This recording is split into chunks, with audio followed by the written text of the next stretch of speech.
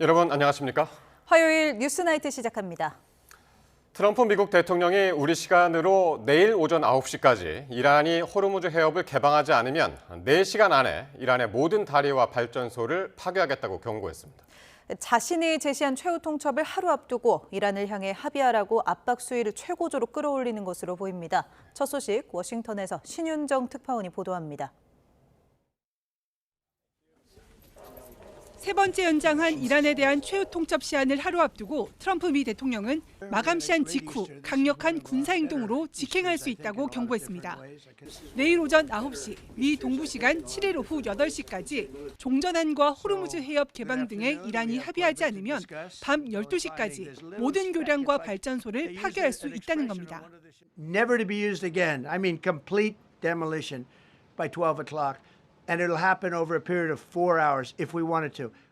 이란을 다리와 전기 없는 석기 시대로 되돌려 놓겠다는 표현을 다시 꺼내들고 하룻밤 만에 나라 전체를 없앨 수 있다고 엄포를 내놨습니다. 구체적인 시간표를 공개하고 미국의 압도적인 전력을 과시하며 협상 테이블에서 최대한의 양보를 끌어내려는 압박으로 풀이됩니다. The entire country can be taken out in one night, and that night might be tomorrow night. 트럼프 대통령은 특히 자신이 받아들일 수 있는 합의를 해야 한다면서 호르무즈 해협 개방이 여전히 최우선 순위 조건임을 강조했습니다. 수중의 기뢰를 부설하거나 부설했다고 발표하는 것만으로도 선박이 못 이동하는 만큼 다른 군사적 저항과는 차원이 다른 문제라는 점을 지적했습니다. 트럼프 대통령은 이란이 적극적이고 대화 의지가 있다, 선의를 갖고 협상하고 있다고 생각한다는 유화적인 메시지를 내놓기도 했습니다. 중재국들이 제안한 45일 휴전안에 대해서도 중요한 진전이 있다고 평가했습니다. They've made a proposal, and it's a significant proposal. It's a significant step. It's not good enough, but it's a very significant step.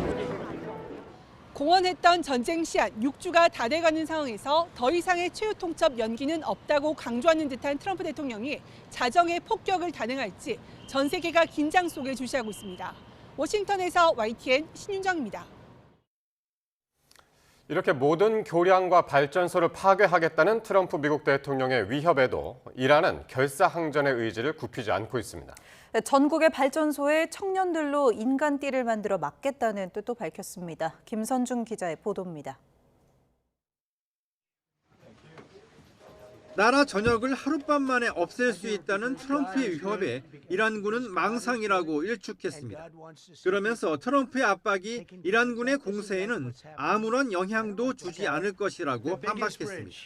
که ناشی از گرفتاری در بنبست و توجیه شکست‌های پی در پی ارتش آمریکاست هیچ تأثیری در تداوم عملیات‌های تهاجمی 미군이 실제로 이란의 발전소를 공격한다면 테헤란 인근의 다마반드 발전소가 첫 번째 타격이 될 가능성이 큽니다.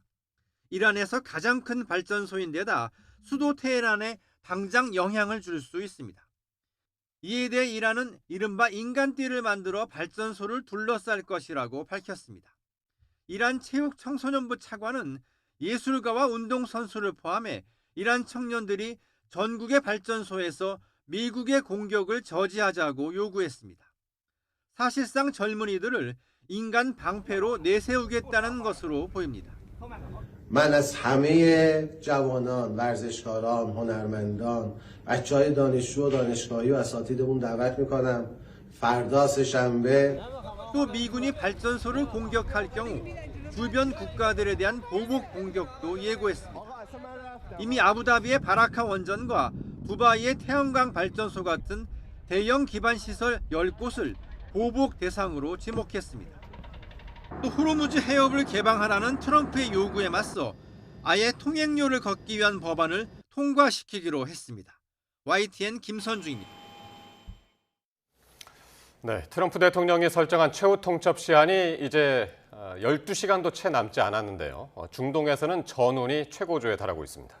유엔 안전보장이사회는 초안보다 대폭 수정된 호르무즈 결의안을 현지 시각 7일 표결할 전망입니다. 중동 현지에 나가 있는 특파원 연결합니다. 안동준 기자. 네, 저는 지금 호르무즈 해협 근처에 있는 오만 무스카트에 나와 있습니다. 예, 오늘도 양측의 공습이 계속 이어지고 있다고요? 네, 그렇습니다. 트럼프 대통령이 정한 최후 통첩 시한은 우리 시간으로 내일 오전 9시인데요. 도널드 트럼프 대통령은 이란과의 협상 시한 당일인 현지 시간 7일, 오늘 밤 한 문명 전체가 사라져 다시는 되돌릴 수 없을 것이라며 압박 수위를 최고조로 끌어올린 상태입니다. 트럼프 대통령은 조금 전 SNS 트루스 소셜을 통해 그런 일이 일어나길 바라지 않지만 아마 그렇게 될 것이라며 이란을 재차 압박했습니다. 미국과 이스라엘은 최후 통첩 시한 전임에도 불구하고 이란에 대한 폭격을 이어갔습니다. 먼저 이스라엘군은 이란 테헤란 내 공항 3곳을 공습해 이란 공군과 이슬람 혁명수비대의 헬기와 항공기들을 파괴했다고 밝혔습니다. 또 이란 반관영 메르 통신은 미국과 이스라엘이 발사한 미사일이 테헤란 중심부에 있는 유대교 회당을 타격했다고 보도했습니다. 이스라엘군은 SNS를 통해 이란인들에게 현지 시각 저녁 9시까지 열차 이용을 자제할 것을 당부하는 성명을 발표하기도 했는데요. 이 발표 직후 이란 중부 지역에 있는 철도 교량이 이스라엘의 공습을 받아 사망자가 발생했다는 외신 보도도 나왔습니다.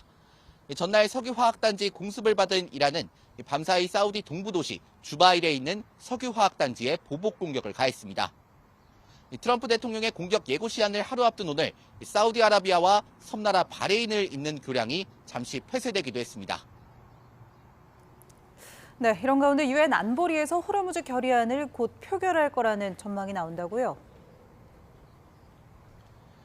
네, 유엔 안전보장이사회가 호르무즈 해협의 선박 보호를 위한 결의안을 곧 표결에 붙일 걸로 보입니다.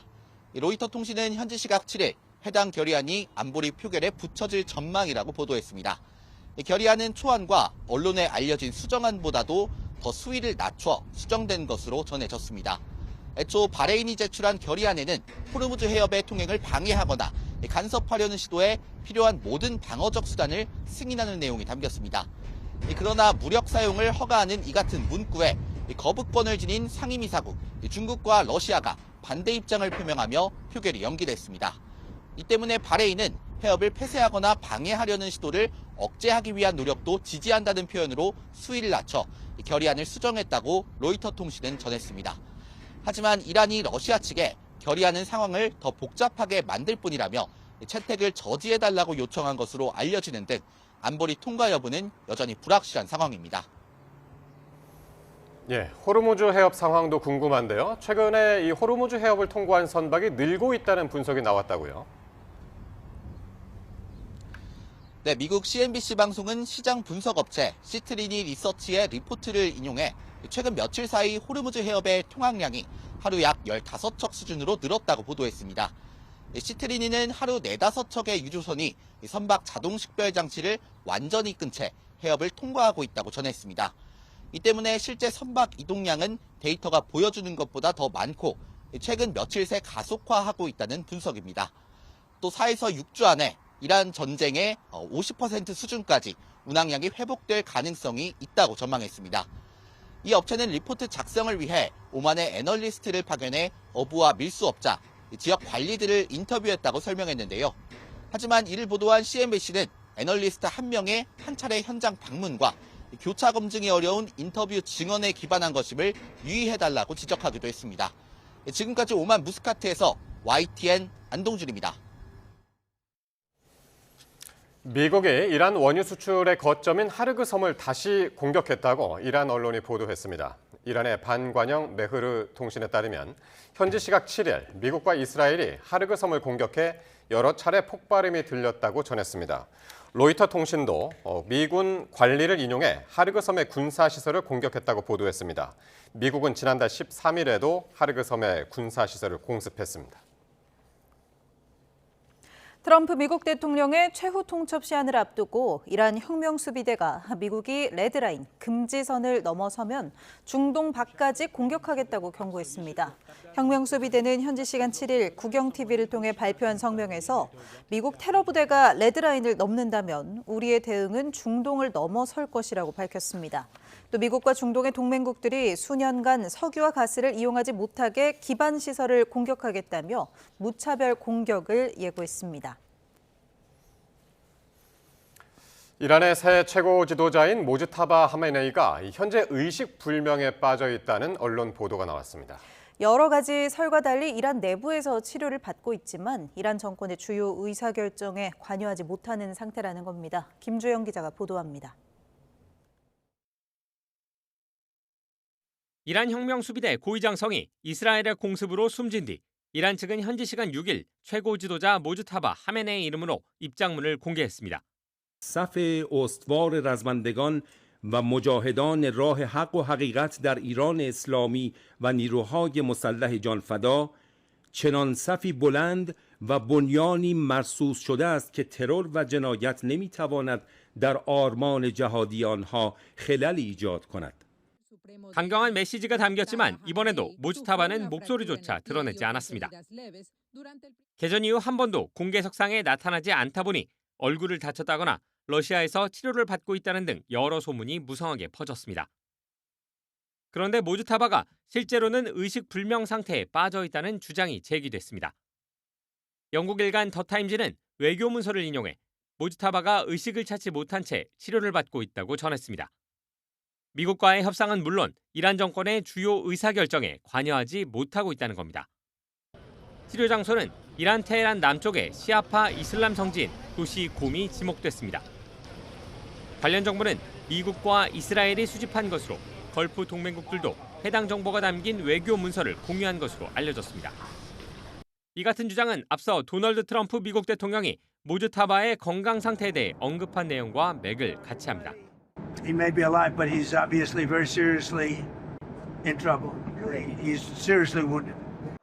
더타임즈는 아들 모주타바가 치료를 받고 있는 도시 곰에서 미국 등의 공습으로 숨진 아버지 아야톨라 알리 하메네이의 매장 절차가 진행되고 있다고 덧붙였습니다. YTN 김주영입니다. 이란 전쟁으로 국제 유가가 치솟으면서 서울 지역 주요소 평균 휘발유 가격이 마침내 리터당 2,000원을 돌파했습니다.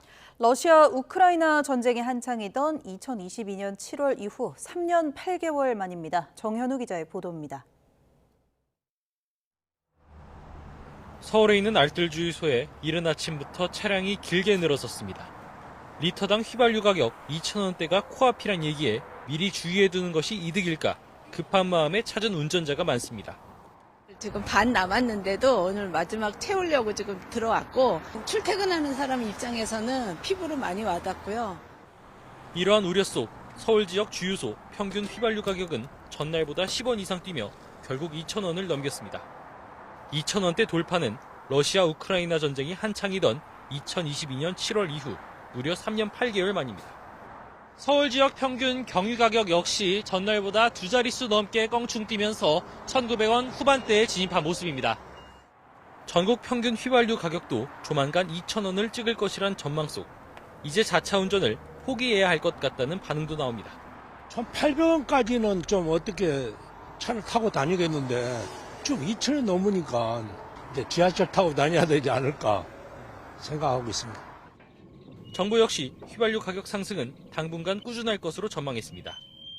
또 미국, 사우디아라비아 등 17개국에서 들어오는 대체 원유가 이번 달 5천만 배럴, 다음 달엔 6천만 배럴이 확보된 상황이라고 밝혔습니다. 평시 도입량의 60%와 70% 수준으로 나머지 필요한 분량은 비축유 스와프 방식으로 채울 수 있다는 설명입니다. 국내 정유사가 먼저 정부가 가진 비축유를 빌려 사용하고 확보된 원유가 들어오면 갚는 방식입니다. 4월, 5월 대상으로 한 3천만 배럴 이상 신청을 받았고 그 신청 받은 것 중에서 2건은 이제 구체적인 계약이 끝났습니다.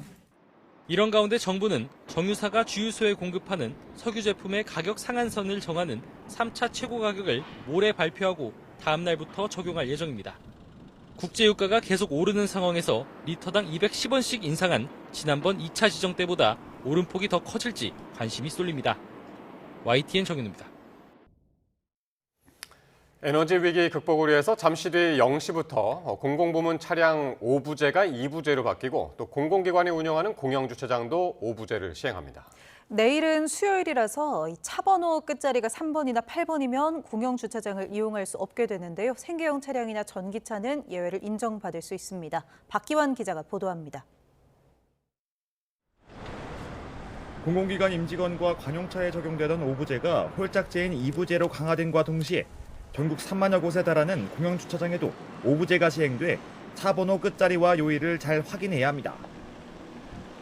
기본적으로 차량 번호 끝자리가 1이나 6이라면 월요일에, 2나 7로 끝나면 화요일에, 3이나 8로 끝나면 수요일에 공영주차장을 이용할 수 없습니다. 하지만 실제 적용 여부는 일일이 확인해야만 합니다.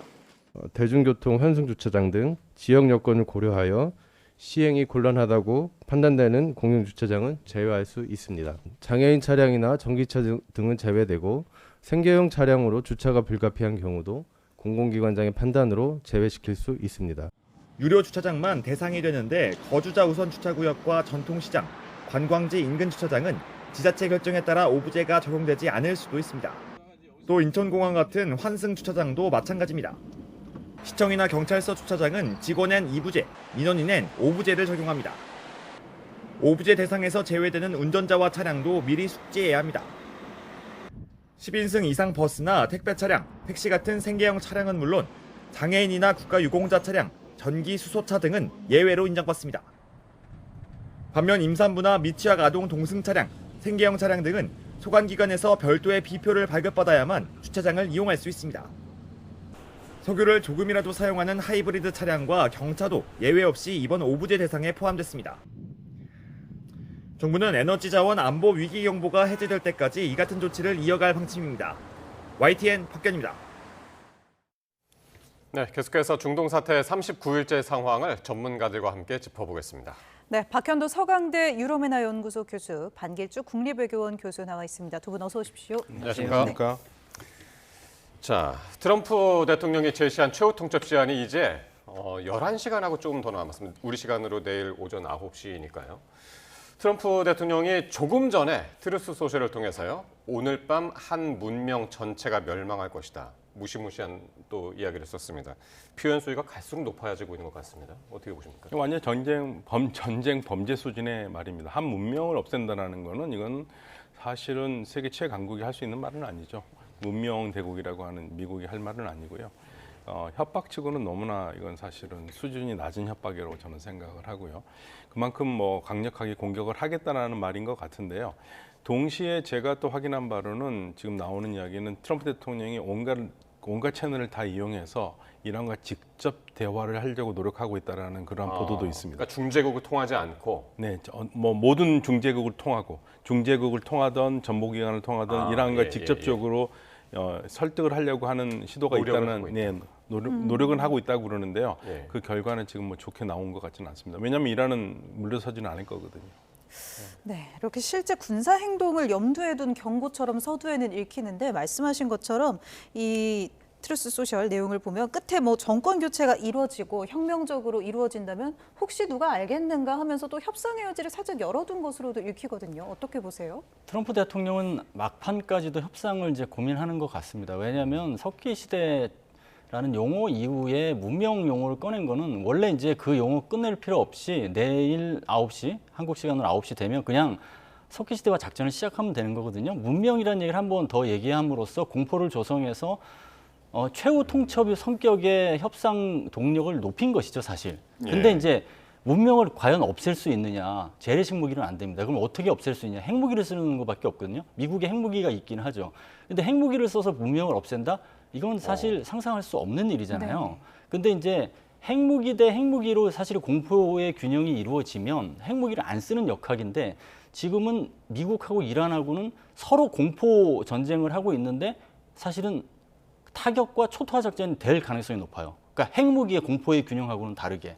그래서 사실은 트럼프 대통령이 협상을 원하고 있지만 사실은 최악의 시나리오로 갈 가능성을 배제할 수 없는 게 안타까운 현실인 것 같습니다. 예. 어쨌든 두 분 다 이제 협상력을 높이기 위한 어떤 이제 이야기로 계속해서 이제 수위를 높이고 있다고 이제 보시는 거는 같은데, 근데 조금 전에 또 들어온 이야기로는 미군이 하르그 섬을 또 공격했다고 합니다. 하르그 섬 하면은 그 이란으로서는 이제 석유 수출을 할 수 있는 가장 중요한 근거지잖아요. 네, 90%를 할 수 있는 곳이죠. 예, 그건 어떻게 아마 그 석유 시설은 공격하지 않은 것 같고요. 군사 시설 지난번에 했던 거 아니면 미진했던 걸 공격한 것 같은데 위협이죠. 위협을 하는 거고, 그런데 만약에 정말로 그 트럼프 대통령이 말한 마감 시한을 넘어서서 내일 그 시간에 한다면 문제는 이란이 막고만 있지는 않는다는 얘기거든요. 이란도 똑같은 수위로 말을 했습니다. 만약에 그렇게 공격을 한다면 우리도 중동 내 국가들을 공격을 하겠다고 얘기를 했고, 지금까지 하는 이란의 그 공격 패턴을 보면은요, 반드시 할 겁니다. 그렇게 되면 사실은 육가나 모든 부분에서 최악의 상황으로 가는 거죠. 네. 공격을 할 수도 있다고요? 저는 공격한다고 봅니다. 미국 언론들이 이렇게 하르그 섬을 공격했다고 보도를 했고 로이터 통신의 말에 따르면 이번 공격이 말씀하신 것처럼 석유 인프라에는 영향을 미치지 않았다고 했습니다. 아직 이란의 반응이 지금 나오지 않은 거죠? 어떻게 보세요? 이란이 어떻게 대응할까요? 지금 상황은 뭐 석기 시대화 작전 개시 수준은 아니니까요. 결국은 저는 이제 미국이 이런 신호를 냈다고 보는데 내일 9시 기준으로 해서 석기 시대화 작전을 개시하는데 지금은 0단계 작전, 여건 조성 작전이다. 정지 작업이라고 볼 수 있죠. 그래서 이스라엘은 뭐 철도에 대한 공격 이런 거를 이제 하겠다는 메시지를 내고 그거 같이 연대를 해서 미국은 하르그 섬에 대한 제한적 타격을 하고 근데 이제 이런 측면에서 본다고 하면 어쨌거나 협상력을 높이기 위한 최후의 이제 카드를 던진 것이고 또 한편으로는 사실은 하르그 섬이 지난 13일에 공격을 하고 지금까지 이제 2단계 하르그 섬 장악은 상륙작전의 이제 시나리오가 많이 염두에 뒀어요. 근데 2, 3주 후에 이제 테러로 나가겠다고 했기 때문에 하르그 섬을 타격식으로 이제 공격을 한 것은 상륙작전의 가능성을 사실은 이제 배제하는 식으로 가고 있다라는 어떤 해석도 가능한 부분입니다. 그래서 석기 시대화 작전은 지상군이라든가 상륙작전을 통하지 않고 해공군에 의한 공중 강습 위주로 될 가능성이 높다라는 것을 시사했다고 봅니다. 그러네요. 그러니까 지금 기사도 미국하고 이스라엘이 하르그 섬을 공격해서 여러 차례 폭발음이 들렸다라고 했으니까 이건 어떤 지상군이 투입했다기보다는 이제 공습 작전이 다시 한번 이루어졌다. 그렇게 보고 계시는 거군요. 자, 그러면 우리 시간으로 오늘 새벽으로 다시 돌아가 보겠습니다.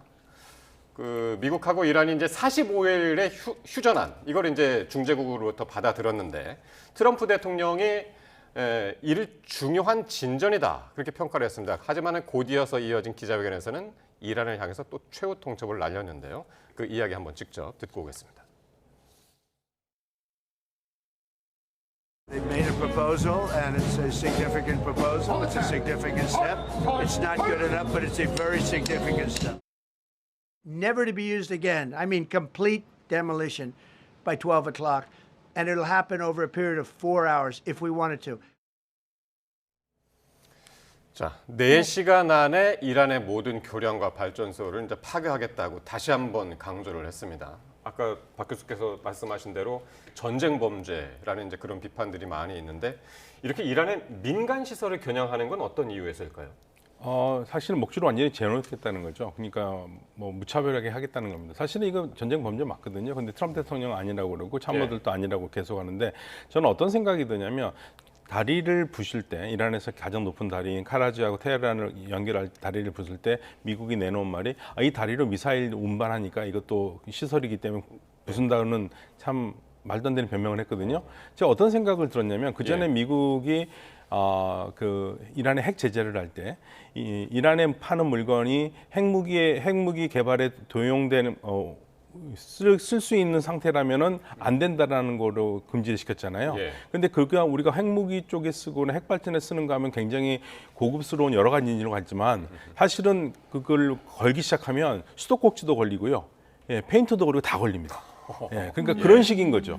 지금 미국이 말하는 거는 완전히 과대 해석을 하고 있는 거고, 그러니까 그런 부분에서 만약에 미국이 정말 그런 식으로 내일 공격을 한다면은 이거는 공격을 한다면 이란은 반드시 응전을 할 겁니다. 이게 문제예요. 이란이 맞고 응전을 안 하면은 문제가 없는데 이란이 맞고 응전을 할 경우에는 이란이 지금 그런 얘기하고 있죠. 중동 여러 국가들도 역시 석기 시대로 돌아갈 것이다. 똑같이 얘기를 하고 있어요. 강대강입니다. 그렇게 되면 진짜 문명이 사라진다는 얘기가 그냥 과장된 얘기만은 네, 아닐 것 뭐 같은데요. 이란도 피해가 크지만 주변 국가도 피해가 클 거고요. 더군다나 이 전쟁과 아무 상관없이 없었던 전 세계가 경제적으로는 완전히 유가가 뭐 치솟을 겁니다. 예, 그렇기 때문에 이거는 재앙이죠. 네, 이런 일이 당연히 있어서는 또 안 돼야겠지만 트럼프 대통령이 이번에는 설정한 시한을 더는 미루지 않겠다는 입장을 또 분명히 했습니다.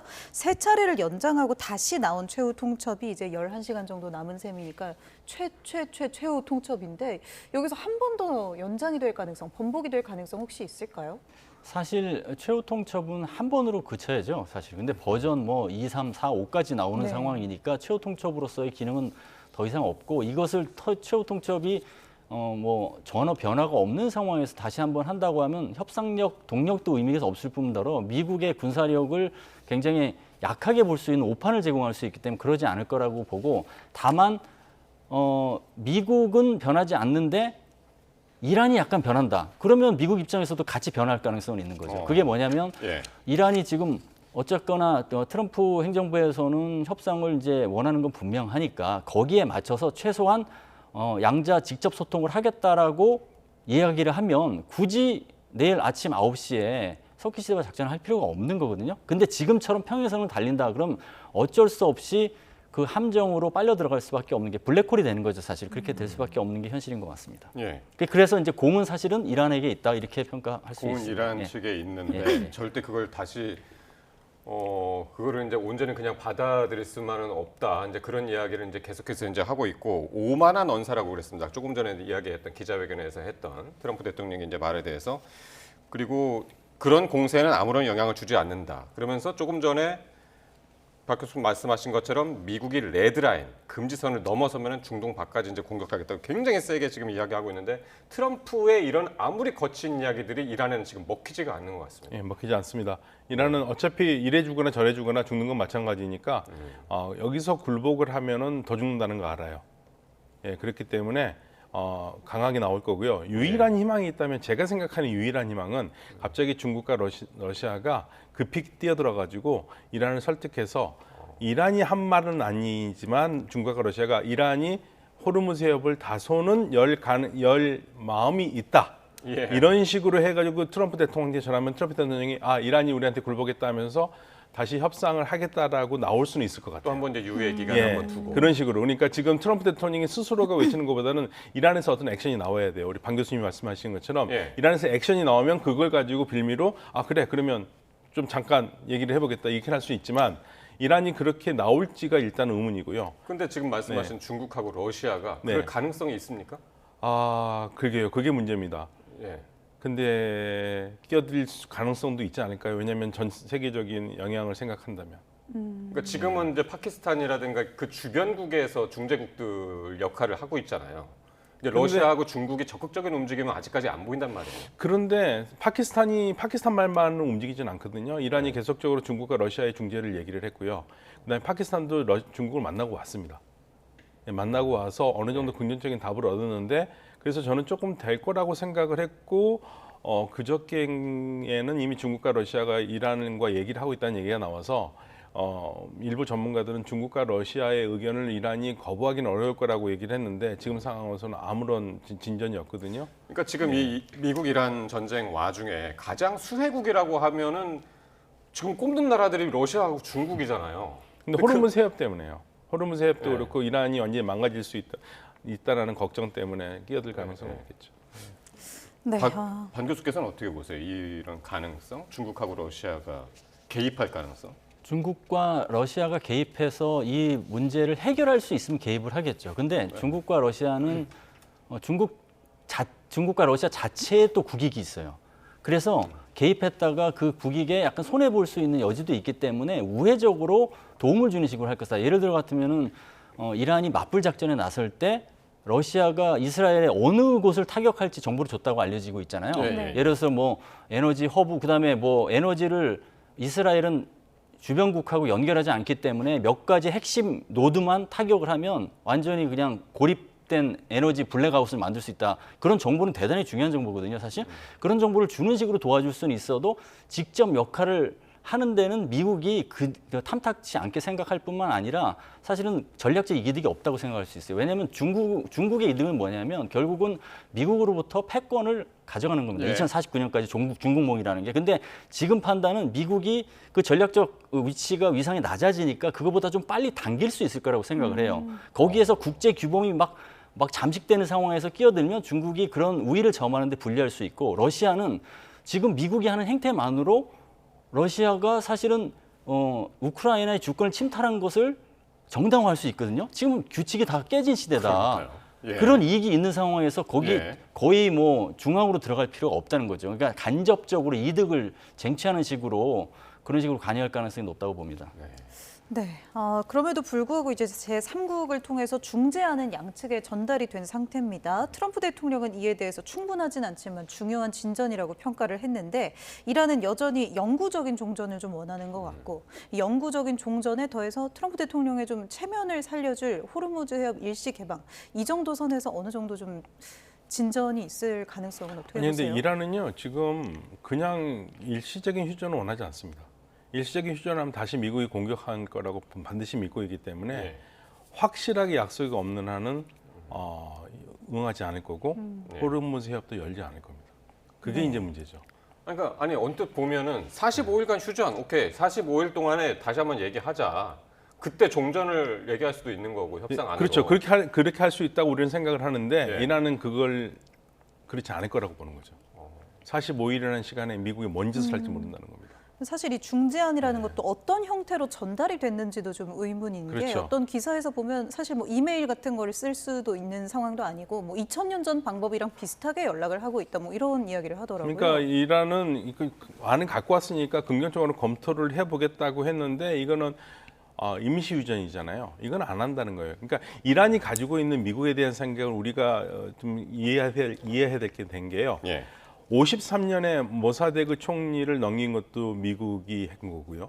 그다음에 79년에 미 대사관을 점거한 것도 미국을 못 믿었기 때문에 샤가 미국에 들어가는 걸 보고 미국이 또 우리 정권을 넘길 거라고 생각해서 미 대사관을 들어간 거거든요. 근데 이번도 마찬가지입니다. 이렇게 틈을 두면 미국이 다시 다른 모사를 해가지고 우리를 공격할 거라고 믿기 때문에 이번에 아예 확실히 종전에 가까운 종전이라는 말이 들어가지 않는 이상은 안 움직이겠다는 거예요. 그러니까 이란으로서는 우린 종전 아니면 어떤 안도 받아들일 수가 없어잖아요. 뭐 10개든 15개든 무조건 뭐 그것 중에서 가장 중요한 게 종전인 것 같은데 지금 말씀 들어보면은, 그럼 미국 입장에서는 휴전이 아니라 오케이 그럼 종전하자라고는 얘기할 수 없는 건가요?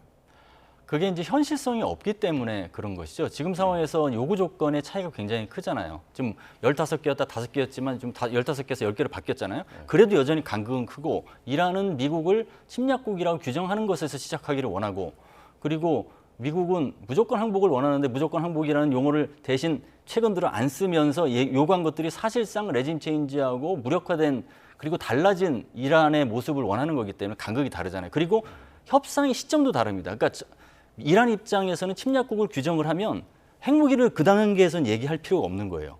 침략국인지 아닌지 얘기하고 그게 해결이 되면 그래서 피해 방지, 피해 보상, 재발 방지가 되면 그 다음에 핵무 프로그램에 대해서 이야기할 될 수 있잖아요. 그러니까 시차도 틀리기 때문에 접점을 찾을 수가 없는 거죠. 그러니까 바로 종전이라는 카드가 될 수 없으니까 트럼프 행정부 입장에서는 그래도 가자지구 전쟁에서 휴전을 통해서 협상을 하고 2단계로 넘어가는 것들에 대해서 긍정적인 걸 봤잖아요. 그래서 똑같이 할 수 있다라고 해서 내밀었는데 이란 입장에서는 핵 협상 중에 공습을 받은 전례가 있잖아요.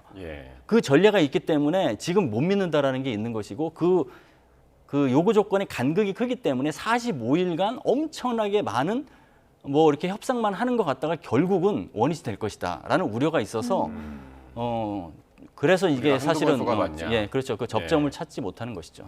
네, 이렇게 양측의 이 협상안이 좀 평행선을 계속 달리는 와중에 이제 오늘 이른 새벽 트럼프의 기자회견에서 호르무즈 해협의 이 통행료를 미국이 받을 수 있다, 이런 말을 또 트럼프 대통령이 해서 이 부분이 또 주목을 받았습니다. 이란이 그 통행료를 챙기게 두느니 차라리 우리가 받는 게 낫다, 우리가 승자인데 왜 안 되겠느냐, 뭐 이런 이야기를 했어요. 현실성이 없죠. 미국이 받아서도 안 되고 이란이 받아서도 안 되고요. 그러니까 가장 좋은 거는 사실은 깔끔하게 미국이 사실 퇴각해지는 게 제일 좋습니다. 퇴각하기 어렵겠죠. 근데 호르무즈 해협 문제는요, 미국이 끼면은 해결되지가 않아요. 차라리 트럼프 대통령이 얘기한 것처럼 여기 많이 다니는 나라들끼리 알아서 해라. 거기서 시작하는 게 제일 좋습니다, 사실은. 예. 그런데 이제 트럼프 대통령이 지금 그 상황을 못 만드니까 네. 계속 지금 이 말이 이어지는 거거든요. 그러니까 이란은 일단은 나가라는 얘기예요. 미국이 나가면 그 다음에 대화할 수는 있는데 지금 상태에서는 뭐 미국이 받던 이란이 받던 어려운 거 마찬가지이기 때문에 별 이건 소득이 없는 일입니다. 예. 미국이 통행료를 받겠다라는 거는 뭐 오늘 기자회견에 뭐 종이로 써서 한 얘기는 아닌 것 같고 기자하고 이제 뭐 이야기를 하다가 이제 툭 튀어나온 이야기인데 어쨌든 근데 이게 진정성도 있어 보이는 게 얼마 전에는 트럼프 해협이라고 이걸 얘기했다가 번복하는 일이 있었단 말이죠. 그렇죠. 그러니까 이게 이제 임기응변식으로 답변을 한 거지만 평소 때 이제 생각을 했던 측면이 있는 것 같아요. 예를 들면 전쟁의 역사를 보면 승자가 전리품을 챙겼습니다. 호르무즈 해협이 이제 미국이 승리했는데 그리고 승리했다고 얘기를 했잖아요. 승전국으로서 규정을 했어요. 이 메시지송에서. 거기에 승전국이 당연히 호르무즈 해협의 이권을 챙겨야지. 그 호르무즈 해협의 이권을 챙기면 석유 장악에도 도움이 되고. 그래서 그런 측면에서 이거는 어떻게 보면 이제 목표 달성했다는 걸 강조하는 측면도 있고, 그 다음에 목표를 달성했으니까 테러로 나가겠다는 거하고도 연관이 되고, 그리고 국민들한테 설명을 하기 위해서 분명하게 미국이 승기를 잡고 승리한 것이다라는 걸 설명하기 위해서 그런 의도를 다 담아서 이야기한 거라고 봅니다. 베네수엘라의 또 어떤 그 경험도 있고. 그렇죠. 베네수엘라 모델처럼 똑같이 승리했다 이것을 강조한 것이죠. 이런 발언들이 그런데 또 한 번 이란 입장으로서는 더 받아들이기 어려운 상황으로 가고 있는 것 같아요. 네, 그렇죠. 뭐 이란은 지금 뭐 트럼프 대통령 한마디 한마디 다 비아냥거리고 있긴 하거든요. 사실은 현실성이 없는 발언입니다. 제가 봤었을 때는. 그런데 워낙 이제 트럼프 대통령이 여러 말을 던지니까 신경을 곤두세우지 않을 수가 없죠. 뭐 지금 트럼프 대통령이 여러 나라, 나토, 한국, 일본 뭐 이런 나라에 대한 발언도 다 신경 쓰는 것처럼 호르무즈 해협 돈 받는다 그러면 그냥 말 그대로 실언일 수도 있는데 그 실언으로 안 들리는 게 이제 문제가 되는 거죠. 근데 트럼프 대통령이 오늘 또 우리 한국 얘기를 또 했는데 동맹국들 뭐 많은데 그 중에서 이제 사우스 코리아를 계속 한 번씩 툭툭 뭐 이야기를 한단 말이에요. 그건 왜 그럴까요? 의도가 있습니까? 우선은 이제 전후에 이제 이란 전쟁에서 이제 나온 후에 미국의 동맹을 재설계하기 위한 어떤 검토에 착수할 것 같아요. 거기에서 1순위는 일단 나토인데 한국을 거론한 것은 모범 동맹국으로서 한국을 생각을 했어요. 이스라엘처럼 모범 동맹국이라고 여러 번 규정을 했습니다. 그러니까 모범 동맹국인 한국 포함해서 아시아도 동맹 재설계에서 배제할 수 없는 대상이다라는 것을 강조한 게 하나 있고요. 두 번째는 지금 작년에 한미동맹 현대화, 그다음에 대미 투자 관련해서 기초 설계를 완성하고 구체화되는 지금 작업에 있어요.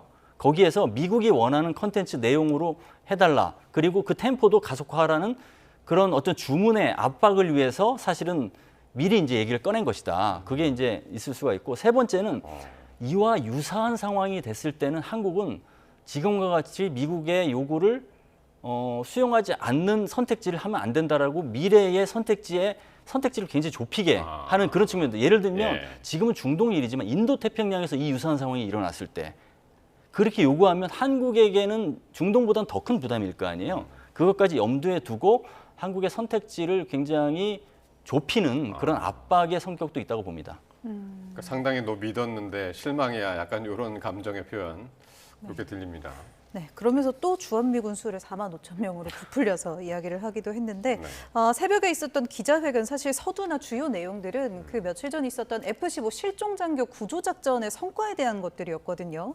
그런데 이란은 이 작전의 실상이 우라늄을 탈취하기 위한 시도였다, 연막작전이었다 이런 이야기를 했습니다. 이거 어떤 이야기인지 좀 설명해 왜냐하면 주시죠. 미군은 지금 그 비행기가 떨어진 곳이 이 코길리에바 보에르 아흐마드주라고 되어 있거든요.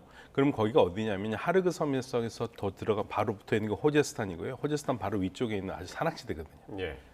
그런데 실질적으로 이 비행기를 이란이 떨어뜨린 곳은 에스파한 쪽이거든요.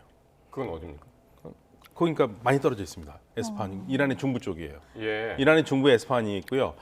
그 미군이 뭐 실종됐다고 한 곳은 이게 남서부 쪽이거든요.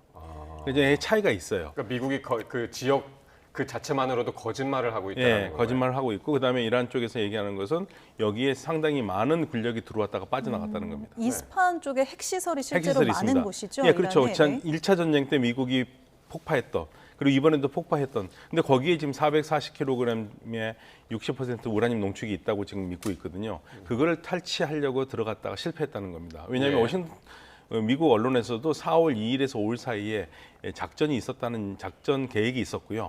아마도 작전이 4월 3, 4, 5일에 있었던 것 같아요. 그래서 이란이 그걸 지적하는 겁니다. 그래서 이란 말로는 이거를 탈취하려다 실패를 했고 그래서 미국이 패배를 한 거다라고 얘기를 하고 있는 겁니다. 그러니까 이게 지리적으로도 이제 너무나 멀리 떨어져 있는 곳을 미국이 이제 거짓으로 이제 이야기했다라는 건데 사실 보면은 어쨌든 한 사람의 이제 대령 한 사람을 구하기 위해서 수백 명의 특수부대가 들어갔단 말이죠. 그 수송기 2대가 같이 들어갔다가 수송기도 다 폭파시켜 버리고선 나왔는데. 그렇죠. 그러니까 이런 과정을 보면은 진짜 한 사람을 구하기 위해서 이렇게 수백 명 특수부대원들이 들어갈 만한 것인가? 진짜 이제 이란의 주장대로 진짜 핵 우라늄을 탈취하기 위해서인가? 교수님 어떻게 보십니까? 저는 이제 이란은 이렇게 봅니다. 이란은 이것을 이제 거짓 정보를 이제 퍼뜨려서 첫 번째는 어차피 이제 구조 작전에 미국이 성공하느냐 아니면 그 실종자를 인질로 잡느냐 이 어떻게 대결이었잖아요. 근데 미국이 이겼어요. 그럼 이란 입장에서는 미국이 이겼다는 걸 희석시키기를 원하는 거죠. 그러니까 우라늄 탈취가 목적이었고 이런 식으로 하면 그 승리보다 다른 속으로 이제 사실은 이 메시지가 전달이 되잖아요. 그게 이제 하나가 있는 것이고 두 번째는 실제로 우라늄 탈취 작전이 있을 가능성에 대비해서 이란이 거기에 방비를 하고 있다라는 식의 메시지를 줌으로써 그런 행동을 하면 안 된다라고 하는 이제 압박이 또 있을 수가 있는 거예요. 준비하고 있어. 그렇죠. 그런 게 있는 것이고 세 번째는 지금 우라늄 탈취하려고 하고 있고 이런 거 지금 그다음에 이란의 영공, 그 영토까지 다 들어와서 미군이 해집고 다니고 있다. 그러니까 이란 국민들은 더 결속해야 된다라는 식의 그 세 가지를 노리고서 이렇게 거짓 정보를 흘리면서 이제 뭐 이렇게 압박을 하는 거다 이렇게 봅니다. 약간 그 두 분의 의견이 조금씩 다르네요. 네. 이란과 미국의 이 갈등도 계속 격화하고 있지만 이스라엘과 이란의 무력 공방 수위도 계속해서 격화하고 있습니다. 이스라엘은 이란 국민들을 향해서 열차 이용을 삼가라 이런 경고를 지금 날린 상태인데 이란 철도망에 대해서 어떤 타격을 하겠다. 이 최후 통첩 시한이 또 트럼프 대통령의 시한이랑 좀 비슷한 것 같기도 하고요. 그리고 타격을 했더라고요. 네. 조금 전에 이제 뉴스가 나왔는데. 네, 계속적으로 타격을 할 것 같습니다. 왜냐하면 기간 시설들이거든요. 이란은 워낙 땅이 큰 나라고 그래서 철도로도 많이 움직이고 저도 차 타봤고요. 굉장히 오랫동안 탈 수 있는 건데 그리고 이 철도가 끊기면 다른 거로 가기가 좀 어려운 부분들이 있습니다. 특히 산악지대 같은 경우에는 철도가 잘 돼 있고요. 그래서 그런 것을 심리적으로 굉장히 노리고 있다고 저는 생각을 합니다. 근데 물론 이란도 그러면 똑같은 비슷한 작전을 하겠지요. 아까 우리 방 교수님이 말씀하신 것처럼 러시아가 준 중요한 정보들에 따라서 미국, 이란도 아마 이스라엘을 공격할 계획을 하고 있을 거고요. 또 지금 사실은 이스라엘의 공격에 맞서서 이란이 어제 텔아비브 쪽 그리고 하이파를 굉장히 강탈을 했어요. 그래서 그쪽에도 피해가 상당히 큽니다. 그래. 이스라엘 직접 공격했네요. 예, 이스라엘 직접 공격했고요. 그러니까 이스라엘이 거기에 대한 보복으로도 지금 공격을 하고 있다고. 그러니까 사실 무슨 협상을 하고 특히 이제 평화 협상을 하고 있는데 더 공격을 한다. 이건 약간 좀 앞뒤가 안 맞는 거잖아요. 이제 평화 분위기를 좀 조성해가면서 달래면서 서로 그렇게 해야 되는데 이스라엘은 이 와중에 더 공격을 더 심하게 하는 것 같아요.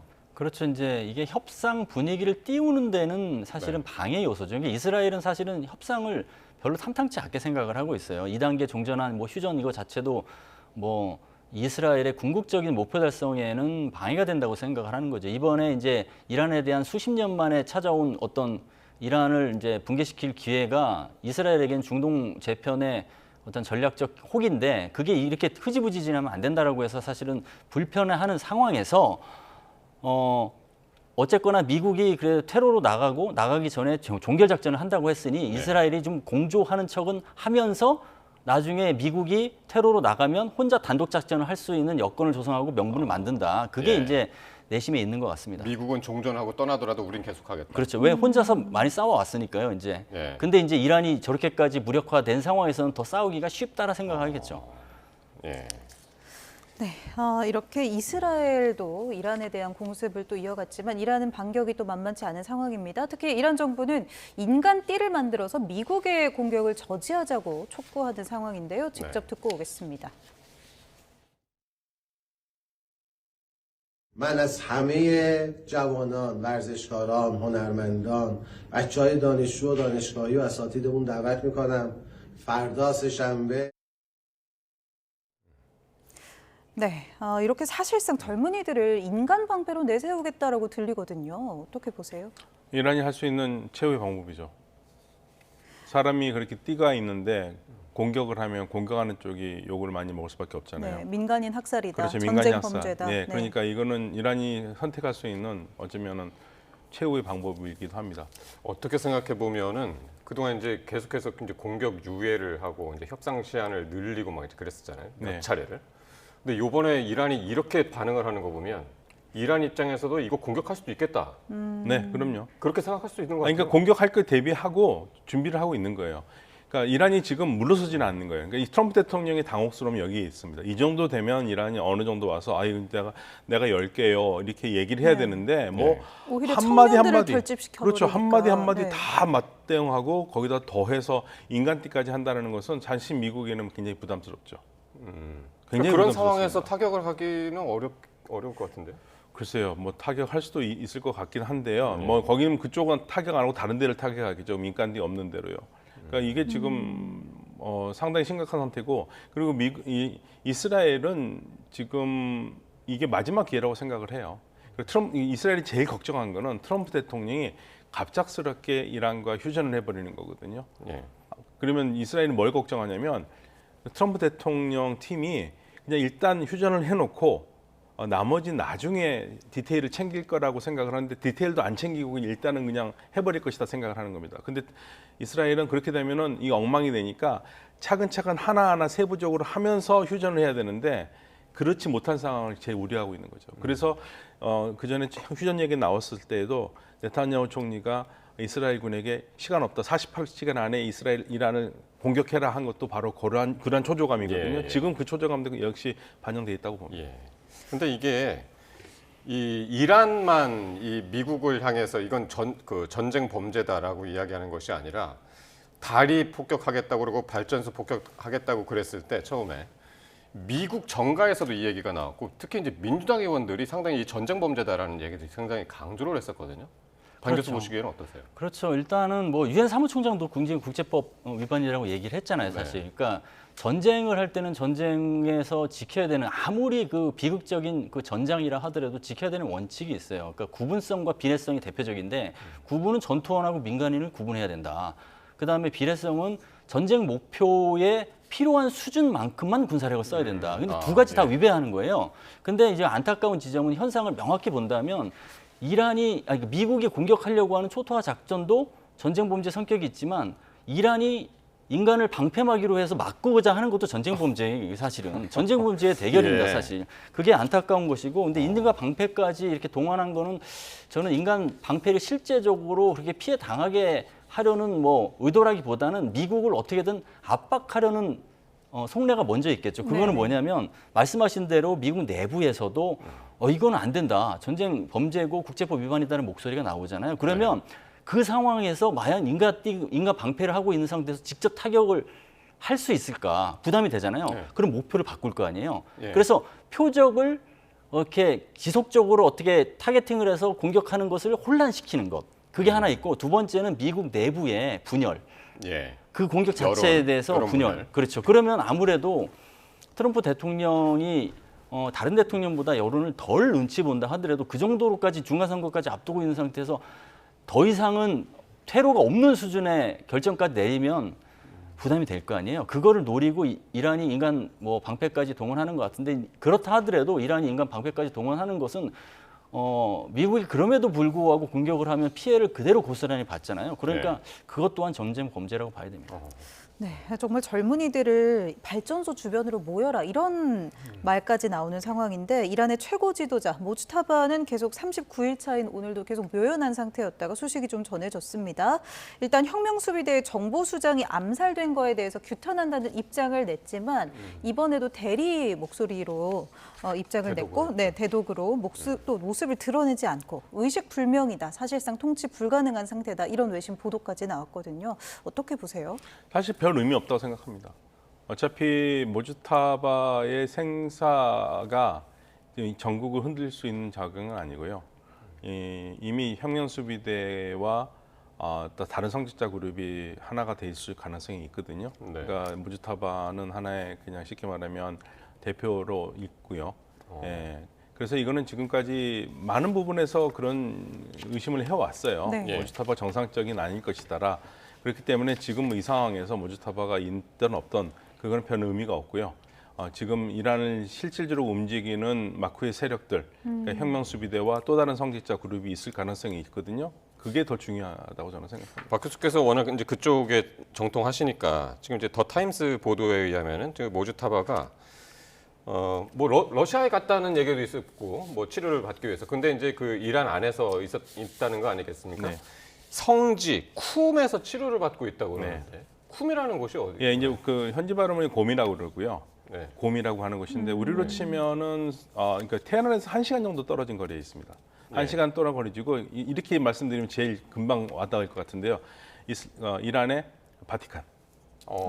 네. 말 그대로 성지네요. 네, 성지 거기 성지가 있고요. 예. 예, 성지가 있고 성지를 중심으로 해서 만들어진 도시인데 거기가 모든 신학자들이라든지 성직자들이 거기서 교육하고 신학생들이 어마어마하게 많습니다. 그럼 모주타바가 거기 있을 가능성이 높겠네요. 뭐 그럴 가능성이 있겠죠. 예, 뭐 알 수는 없지만 뭐 제일 푸시면 러시아에 있다고 계속 있는데 확인할 수 없는 거죠. 확인할 수 없는 건데요. 만약에 거기 있다 해도 전혀 이상하지는 않아요. 왜냐하면 거기가 원래 이란의 이 시아파들의 가장 중심지 시아파의 사실상 바티칸이거든요. 네. 그렇기 때문에 거기를 뭐 미국이 공격하기도 쉽지는 않은 곳입니다. 왜냐하면 거기 문화유산이 많은 곳이고 예, 거기를 만약에 공격한다면 정말 전 세계 시아파들을 흔들 수 있는 기폭제가 될 거거든요. 그러니까 하메네이가 지금 의식 불명이고 국정 운영하기 불능한 그런 상태다라는 보도 내용인데 만약 모주타바가 이게 아니라 진짜 건재하다 하더라도 지금 상황하고는 크게 다르지 않을까요? 어떻게 보십니까? 뭐 크게 다르지 않을 것 같은데 저는 두 가지 가능성을 다 일단은 지금 똑같은 수준에서 봐야 됐다고 생각하는데 표적화되지 않기 위해서 그냥 간접적인 메시지를 통해서 이제 간다. 그거는 이제 그 근거로 따지면은 어쨌거나 저 통치를 못할 수준인데 선출할 리는 없잖아요. 선출했잖아요. 그럼 갑자기 이렇게 병세가 안 좋아졌냐? 그것도 좀 애매할 것 같고 선출을 했다고 하면 그래도 어느 정도 역할을 할 수 있기 때문에 선출했을 것 같아요. 그리고 그다음에 이슬람 혁명수비대가 모주타바에게 충성 맹세를 했어요. 네. 그리고 장악력도 있는 것 같아요. 그렇게 따지면 그러니까 표적화되지 않기 위해서 사실은 이야기를 하지 않는 것이다. 그리고 이번에 정보가 미국과 이스라엘의 정보잖아요. 그러니까 미국과 이스라엘은 만약에 정보전을 하는 입장에서 본다면 이렇게 사실은 실질적인 통치 권한이 없다라고 딱 얘기를 던지면 모스타바 입장에서는 안 그렇다고 해서 나올 수가 있잖아요. 그때 표적화될 수 있기 때문에 그것도 노리는 것도 있을 수가 있고 또 다른 한편으로는 실제적으로 통치 권한이 이제 없기 때문에 이렇게 지금 이 막바지 굉장히 위중한 상황에서 마저도 직접적으로 메시지를 못 냈고 뭐 대독식으로 하고 이렇게 그냥 메시지 내는 거 보면 그럴 가능성도 있다라는 거를 염두에 둘 수 있기 때문에 아직까지는 두 가지의 뭐 시나리오가 다 같이 공존하는 게 아닌가. 라고 봐야 될 것 같습니다. 지금 이게 이제 단순히 이제 그 서로 이제 물리적인 공격을 주고받는 것뿐만이 아니라 엊그저께 이제 F-15 전투기 이제 조종사 탑승자 이제 구출할 때도 그랬지만은 이제 CIA가 상당히 이제 교란 작전을 했었잖아요. 네. 그러니까 지금 말씀하시는 그래서 이제 생각이 난 건데 미국하고 이스라엘 정보기관에서 이거를 만든 게 유출된 거잖아요, 기사로. 그렇죠. 그러니까 이것도 사실 어떻게 보면은 작전일 수도 있겠네요. 말 그대로 방 교수님이 말씀하신 대로 교란 작전일 가능성도 있어요. 네. 그런데 하나 확실한 건 모주타바가 부상당한 건 확실합니다. 왜냐하면 이란에서 보기 드물게 부상당한 용사라는 말을 썼거든요. 페르시아어로요. 그러니까 부상은 당했는데 모습을 드러내지 않는 거는 은닉이냐 아니면은 정말 문제가 있느냐. 근데 사실은 제가 말씀드리는 거는 은닉이도 문제가 있던 큰 문제가 되지 않는다는 얘기예요. 현재로서는. 네, 어차피 지금 전시 상황이고 혁명수비대에서 이끌어가고 있기 때문에 근데 혁명수비대가 성직자 그룹과 별리돼서 혼자 움직이는 건 아닙니다. 그러니까 또 다른 성직자 그룹하고 같이 하고 있을 가능성이 굉장히 크죠. 예, 알겠습니다. 오늘 두 분 말씀 여기까지 듣겠습니다. 지금까지 박현도 서강대 유로메나 연구소 교수, 반길주 국립외교원 교수와 함께했습니다. 두 분 고맙습니다. 고맙습니다. 네, 고맙습니다.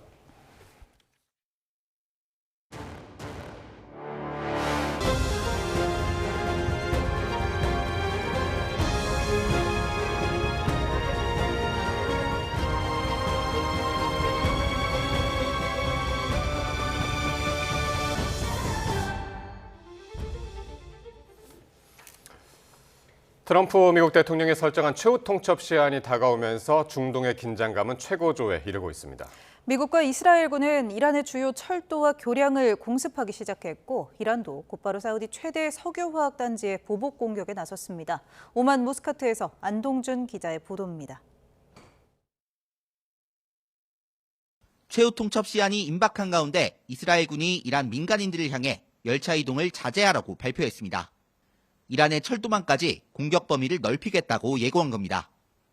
이스라엘군은 이 발표 직후 이란 중부 지역에 있는 철도 교량을 공습해 사망자까지 나왔습니다. 이스라엘군은 이란의 철도망이 혁명수비대의 무기 수송이나 밀수에 이용되고 있다는 의혹을 명분으로 내세웠습니다. 이런 가운데 이란은 사우디아라비아 최대 석유화학 단지를 미사일로 공격했습니다. 이스라엘이 이란의 석유시설을 공습하자 곧바로 보복에 나선 겁니다. 사우디 국방부는 탄도미사일 7발을 요격했다고 밝혔는데 파편 일부가 시설 주변에 떨어지면서 대규모 화재가 발생했습니다. 사우디 당국은 추가 공격을 우려해 사우디와 바레인을 잇는 초대형 교량을 일시 폐쇄했습니다. 이 교량은 바레인과 아라비아 반도를 연결하는 유일한 육로로 이란이 잠재적 보복 대상으로 지목한 걸프 지역 8개 교량 가운데 하나입니다. 이에 맞서 이스라엘군은 이란 남서부에 있는 석유화학 시설을 추가로 공습했습니다. 최후 통첩 시한이 다가오고 있지만 양측의 공습은 여전히 멈추지 않고 있습니다. 협상이 불발될 경우 미국이 대규모 공격을 예고한 만큼 중동에는 전운이 고조되고 있습니다. 오만 무스카트에서 YTN 안동준입니다. 제이디 벤스 미국 부통령이 이란에 대한 공격 유예 기간인 내일 오전 9시를 앞두고 시한까지 많은 협상이 이루어질 것이라며 공은 이란의 코트에 있다고 결단을 압박했습니다. 벤스 부통령은 현지 시간 7일 헝가리 부다페스트를 방문해 기자회견을 열고 이같이 밝히면서 시한 전까지 이란에서 답변을 받을 수 있다고 확신한다고 언급했습니다. 또 이란 전쟁의 군사적 목표는 완료됐다면서 미국에는 지금까지 사용하지 않은 수단도 여전히 있다고 밝혔습니다. 이란 대통령은 강력한 항전 의지를 밝혔습니다. 마수드 페제시키안 이란 대통령은 현지 시간 7일 자신의 SNS에 지금까지 1,400만 명 이상의 이란인이 나라를 지키기 위해 목숨을 바칠 준비가 됐음을 선언했다고 남겼습니다. 이어 본인 또한 이란을 위해 목숨을 바쳐왔으며 지금도 그리고 앞으로도 조국을 위해 기꺼이 희생할 것이라고 덧붙였습니다. 미국이 이란 원유 수출의 거점인 하르그 섬을 다시 공격했다고 이란 언론이 보도했습니다.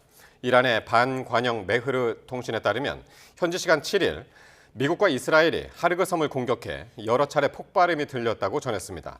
로이터 통신도 미군 관리를 인용해 하르그 섬의 군사시설을 공격했다고 보도했습니다.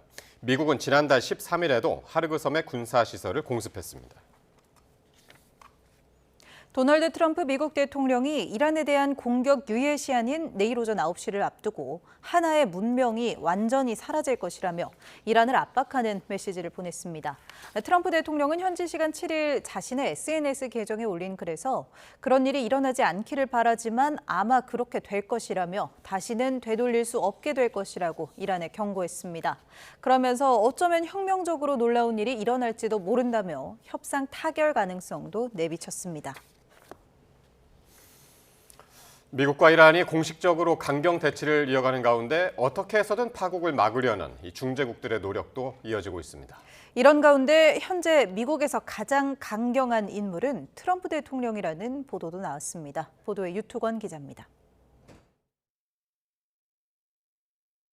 완전한 파괴를 예고한 트럼프 대통령의 기자회견이 끝난 후 핵심 중재국인 파키스탄과 이집트, 튀르키예는 숨가쁘게 움직였습니다. 이집트와 파키스탄, 이라크 외무장관들은 연쇄 전화통화를 이어갔습니다. 이집트는 별도로 미국 협상팀의 창구인 스티브 위코프 중동 특사와도 통화했습니다. 하루 전 이란과 접촉한 튀르키예도 지푸라기라도 잡아야 한다는 절박함을 강조했습니다. Silahların susması ve müzakereye alan açılması için eğer iğne ucu kadar şans varsa 이란 쪽에서도 다소 진전된 반응이 나왔습니다.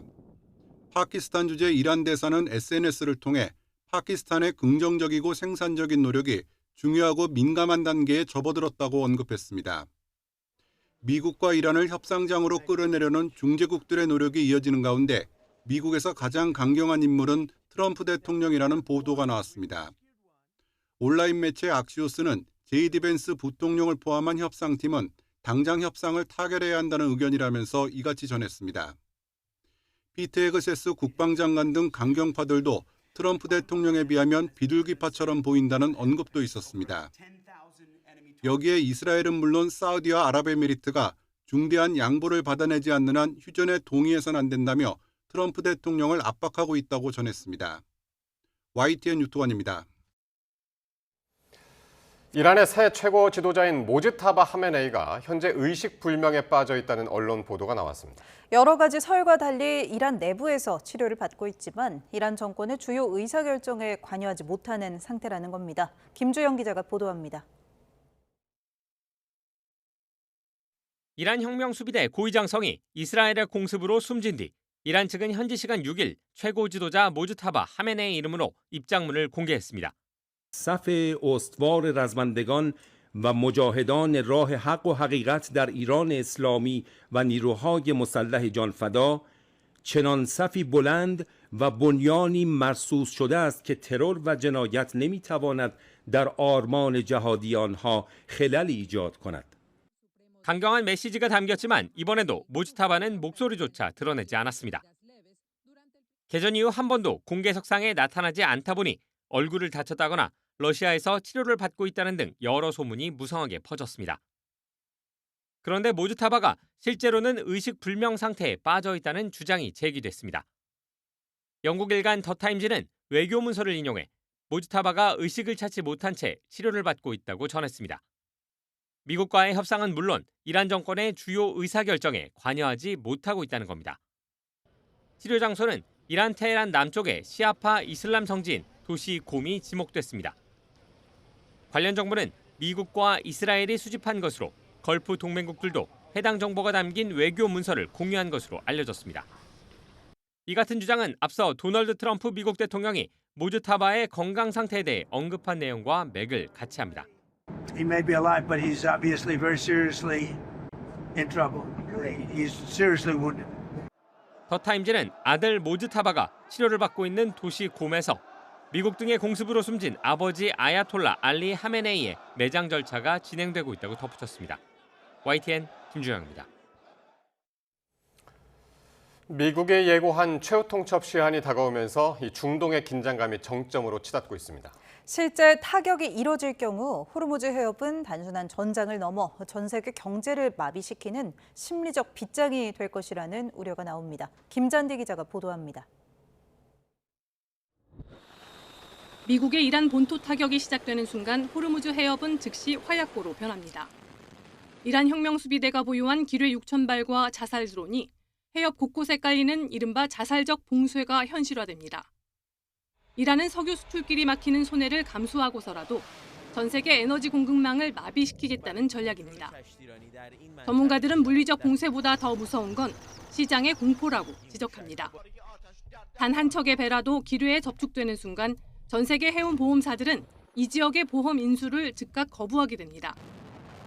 해협이 물리적으로 뚫려 있어도 보험 없는 유조선은 움직일 수 없는 기능적 마비 상태에 빠집니다.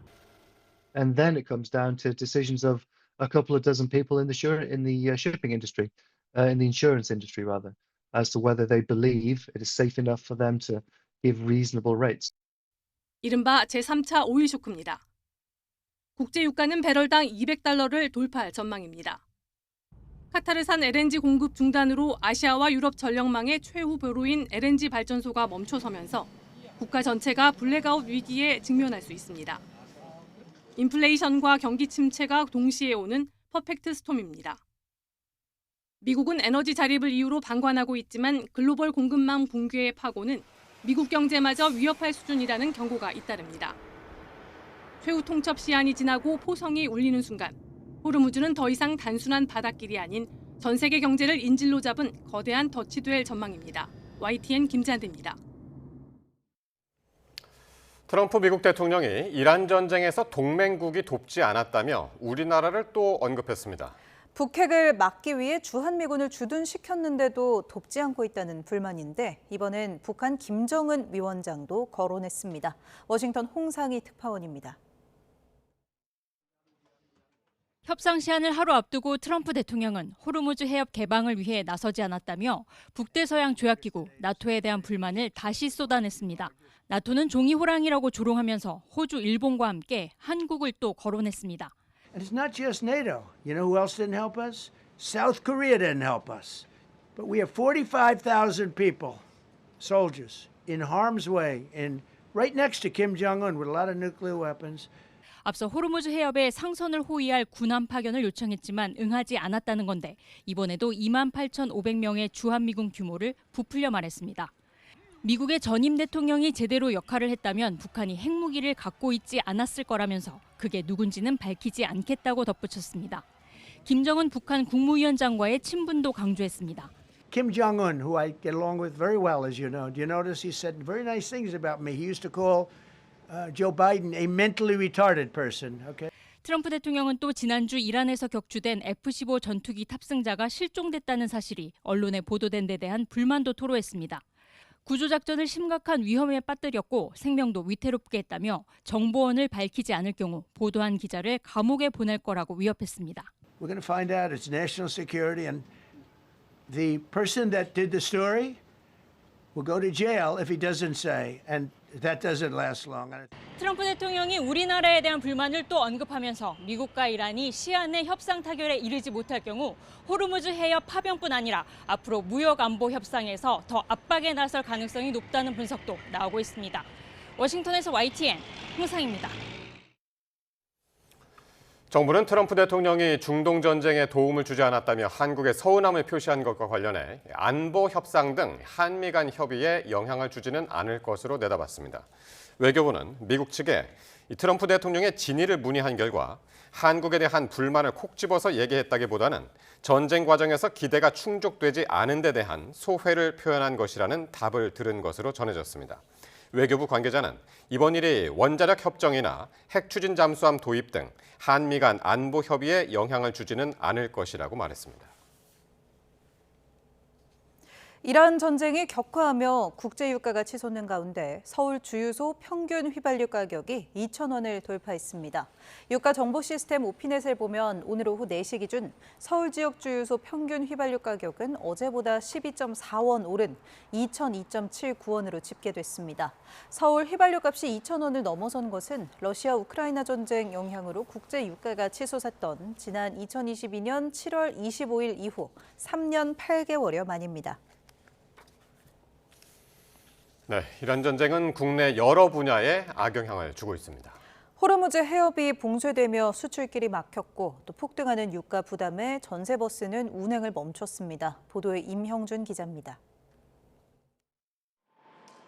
우리나라의 대표 수출 기지인 부산항 신항 배후단지에 있는 물류창고입니다. 미국과 중국 등 세계 각국으로 갈 수출 화물이 선적을 앞두고 있지만 중동행 화물은 찾아보기 힘듭니다.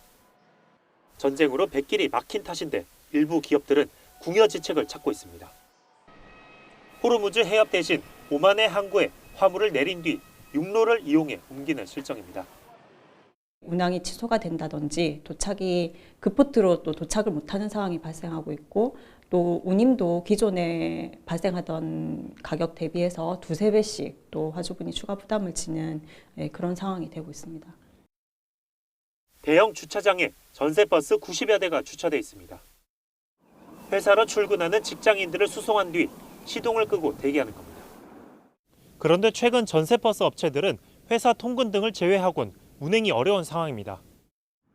천정부지로 치솟는 경유값에 버스 대절비도 오르며 학교나 단체 등의 전세버스 이용이 또 끊겼기 때문입니다. 경남의 경우 지난해 3월 기준 전세버스 한 대당 월 유류비는 380만 원 정도였는데 유가 폭등 이후 420만 원이 들고 있습니다. 운행은 하면 할수록 회사에 더 위기가 있고 더 적자가 나기 때문에 전면적으로 지금 가동 중단이 되어 있습니다. 호르무즈 해협 봉쇄의 여파가 우리 수출업계와 운송업계 전반으로 확산하고 있습니다. YTN 유명준입니다. 중동 사태가 길어지면서 취약계층 주민들은 유달리 추운 봄을 보내고 있습니다. 급등하는 등유값에 보일러를 틀고 온수를 쓰는 게 부담되기 때문입니다. 이현정 기자가 현장에 다녀왔습니다.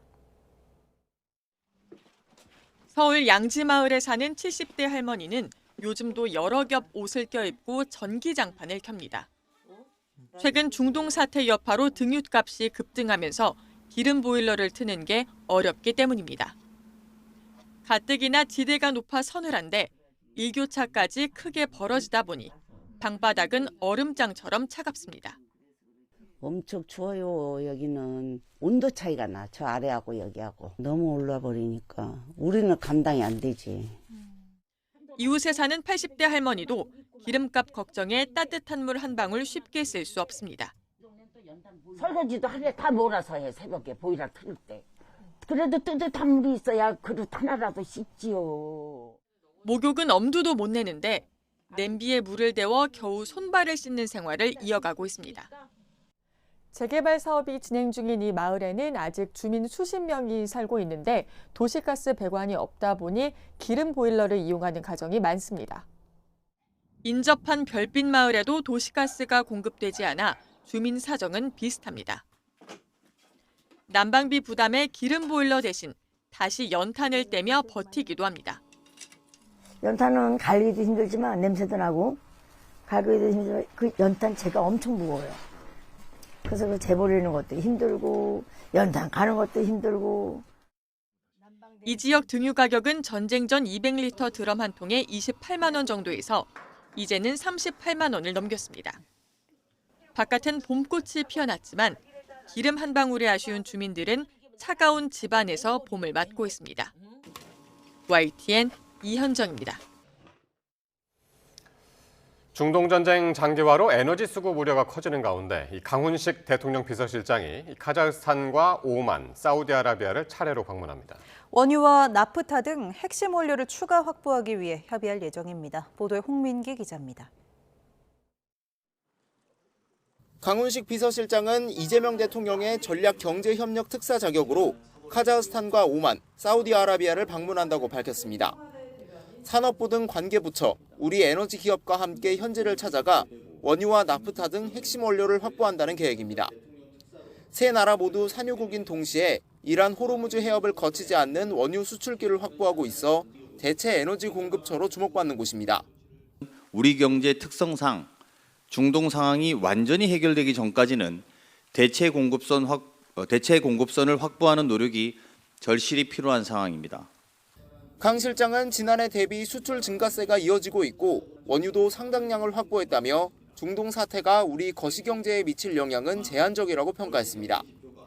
다만 에너지 불안 상태는 이미 장기화 국면에 접어들었다고 보고 수급 우려가 있는 의약품과 요소수, 종량제 봉투 등 핵심 품목의 공급 동향을 매일 확인하고 있다고 설명했습니다.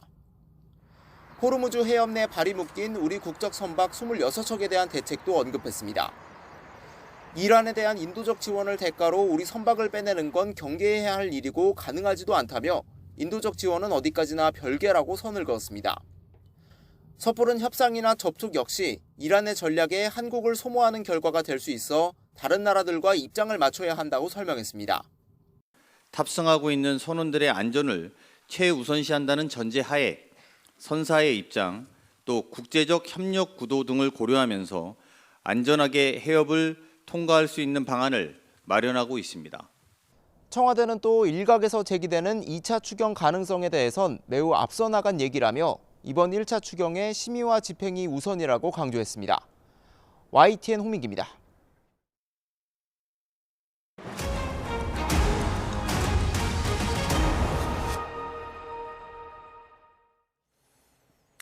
이재명 대통령이 7개월 만에 여야 대표와 만나 이 중동발 복합위기 대응책과 주요 전국 현안을 논의했습니다.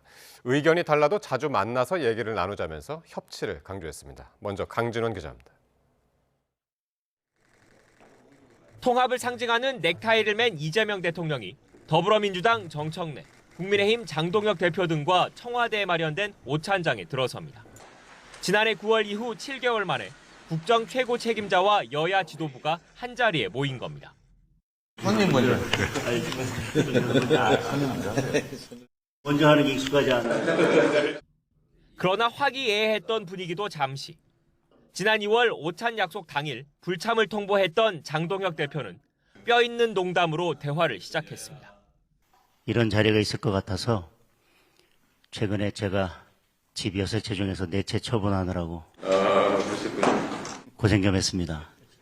다주택자를 겨눈 이 대통령을 애둘러 비판하며 이른바 전쟁 추경안 내용과 정부의 외교안보 노선 등을 싸잡아 쏘아붙였습니다. 마이크를 넘겨받은 정청래 대표는 대한민국이 정상화의 길로 접어들었다며 정부를 엄호했습니다.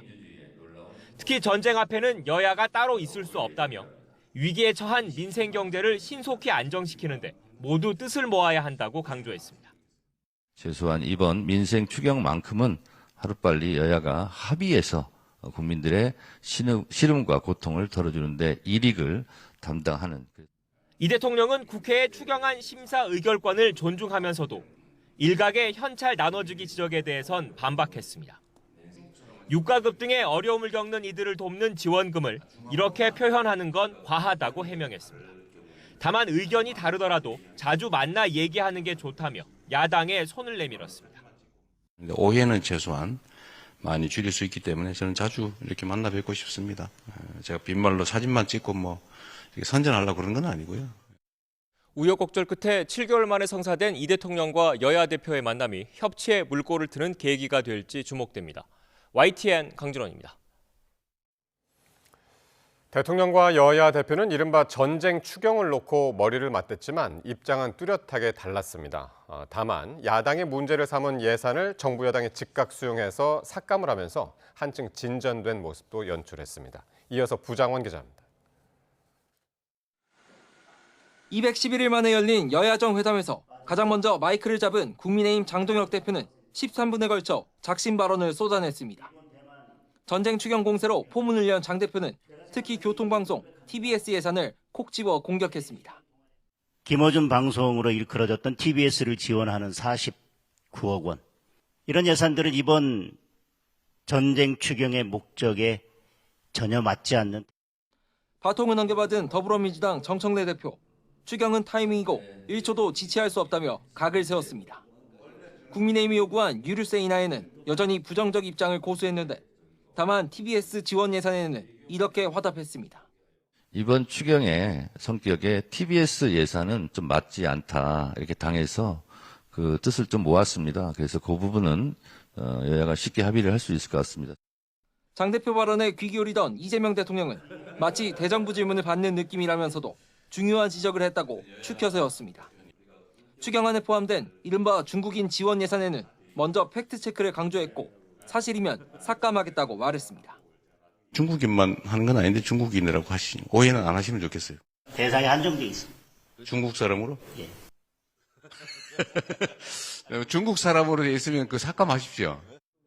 쟁점 예산에 대한 야당 반대를 대통령과 집권 여당이 사실상 즉석에서 수용한 셈입니다. 비공개 회동을 마친 여야는 주요 현안에 이견이 존재했다면서도 적어도 추경과 민생에 있어서는 협치에 물꼬를 텄다고 자평했습니다. 상대의 입장을 경청하고 민생이라는 공통 분모를 확인했다는 데 큰 의미가 있습니다. 긍정적으로 좀 협치가 이루어질 것으로 기대를 하고 있습니다. 오늘 대화를 기점으로 해서 논의가 잘 진행될 수 있도록. 전쟁 장기화로 국민 시름이 깊어진 상황에서 사사건건 각을 세워온 정치권도 오랜만에 뜻을 모은 모습입니다. 오는 10일 추경안 처리 시한을 앞두고 합의 처리에 이를 수 있을지 주목됩니다. YTN 부장원입니다.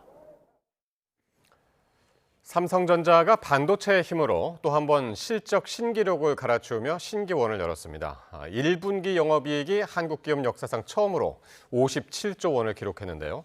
지난해 1년간 벌어들인 영업이익까지 훌쩍 뛰어넘은 수치입니다. 보도에 오동건 기자입니다. 삼성전자가 1분기 영업이익 57조 원을 기록하며 분기 기준 역대 최고 실적이자 한국 기업 최초의 기록을 새로 썼습니다. 영업이익은 지난해 같은 기간보다 755% 급증해 지난해 연간 영업이익 43조 원을 넘어섰습니다. 기존 최대 기록이던 직전 분기 20조 원보다 3배 가까이 증가했습니다. 매출도 133조 원으로 68% 넘게 늘었습니다. 사상 처음으로 분기 매출 100조 원, 영업이익 50조 원을 동시에 돌파했습니다. 실적을 이끈 건 단연 반도체입니다. 증권가는 반도체 부문 영업이익만 50조 원을 크게 웃돈 것으로 보고 있습니다. D램에서만 40조 원 안팎의 영업이익을 낸 것으로 분석되는데 AI 수요 급증으로 D램과 낸드 가격이 전분기 대비 약 90% 상승하면서 메모리 반도체가 실적을 견인했습니다. 역대급 실적의 주인공을 꼽으라면 단연 반도체고요. 반도체 중에서도 지금 AI 데이터 센터 그리고 이제 AI 수요와 이제 고부가 같이 HBM의 수요가 맞물렸기 때문이고 1분기 깜짝 실적의 증권가는 삼성전자 연간 영업이익 전망을 300조 원 이상으로 대폭 상향 조정하고 있습니다. KB증권 분석에 따르면 올해 엔비디아의 영업이익은 357조 원, 삼성전자는 327조 원으로 그 격차가 불과 30조 원까지 좁혀질 전망입니다. 미국과 우리나라 회계 방식의 미세한 차이를 고려하더라도 삼성전자가 이 규모 면에서 전 세계 대장주인 엔비디아와 어깨를 나란히 하는 수준까지 올라왔다는 분석입니다. 다만 변수도 있습니다. 중동 전쟁이 장기화되면서 소위 반도체 수요처들이 데이터 센터를 건설하거나 하는 반도체 수요처들이 신규 투자 의지가 꺾이고 신산업 진출 심리가 많이 꺾인 상황하에서 또 스마트폰 등 완제품 사업의 성장세가 반도체 가격 상승에 따른 원가 부담으로 둔화된 점과 TV 등 일부 가전 사업의 부진도 극복해야 할 과제로 남아 있습니다. YTN 오동건입니다. 한국 기업 사상 최고치의 실적을 발표한 삼성전자의 코스피 시가총액 비중이 코로나19 이후 6년 만에 최고치로 치솟았습니다. 한국거래소 정보 데이터 시스템을 보면 오늘 삼성전자 주가는 19만 6,500원을 기록하면서 시가총액은 1,163조 2,088억 원으로 집계됐습니다. 코스피 시장 전체 상장 시가총액 4,526조 4천억여 원에서 삼성전자가 차지하는 비중은 25.7%로 코로나19 초기였던 지난 2020년 3월 24일 25.86% 이후 6년여 만에 가장 컸습니다.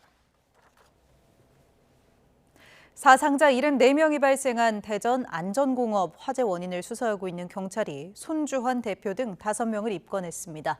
희생자들을 추모하기 위한 합동 분향소는 화재 현장 인근 공원으로 옮겨졌고 유족들은 철저한 수사와 제대로 된 처벌이 이뤄져야 한다고 거듭 강조했습니다. 오승훈 기자입니다. 14명이 숨지고 60명이 다친 대전 안전공업 화재 참사. 손주환 안전공업 대표와 안전관리 책임자 등 5명이 업무상 과실치사상 혐의로 입건됐습니다. 경찰은 압수물 분석 등을 통해 인명피해를 키운 원인으로 지목된 불법 증축 과정에 손 대표가 관여한 사실을 확인했습니다. 불법 증축된 부분, 그리고 나트륨 정제소를 허가 없이 운영했다라고 하는 부분, 이런 부분은 대체적으로 다 인정하고 있습니다.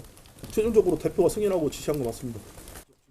또 조사 과정에서 화재 경보기 알림 버튼이 모두 꺼져 있던 것으로 파악됐습니다.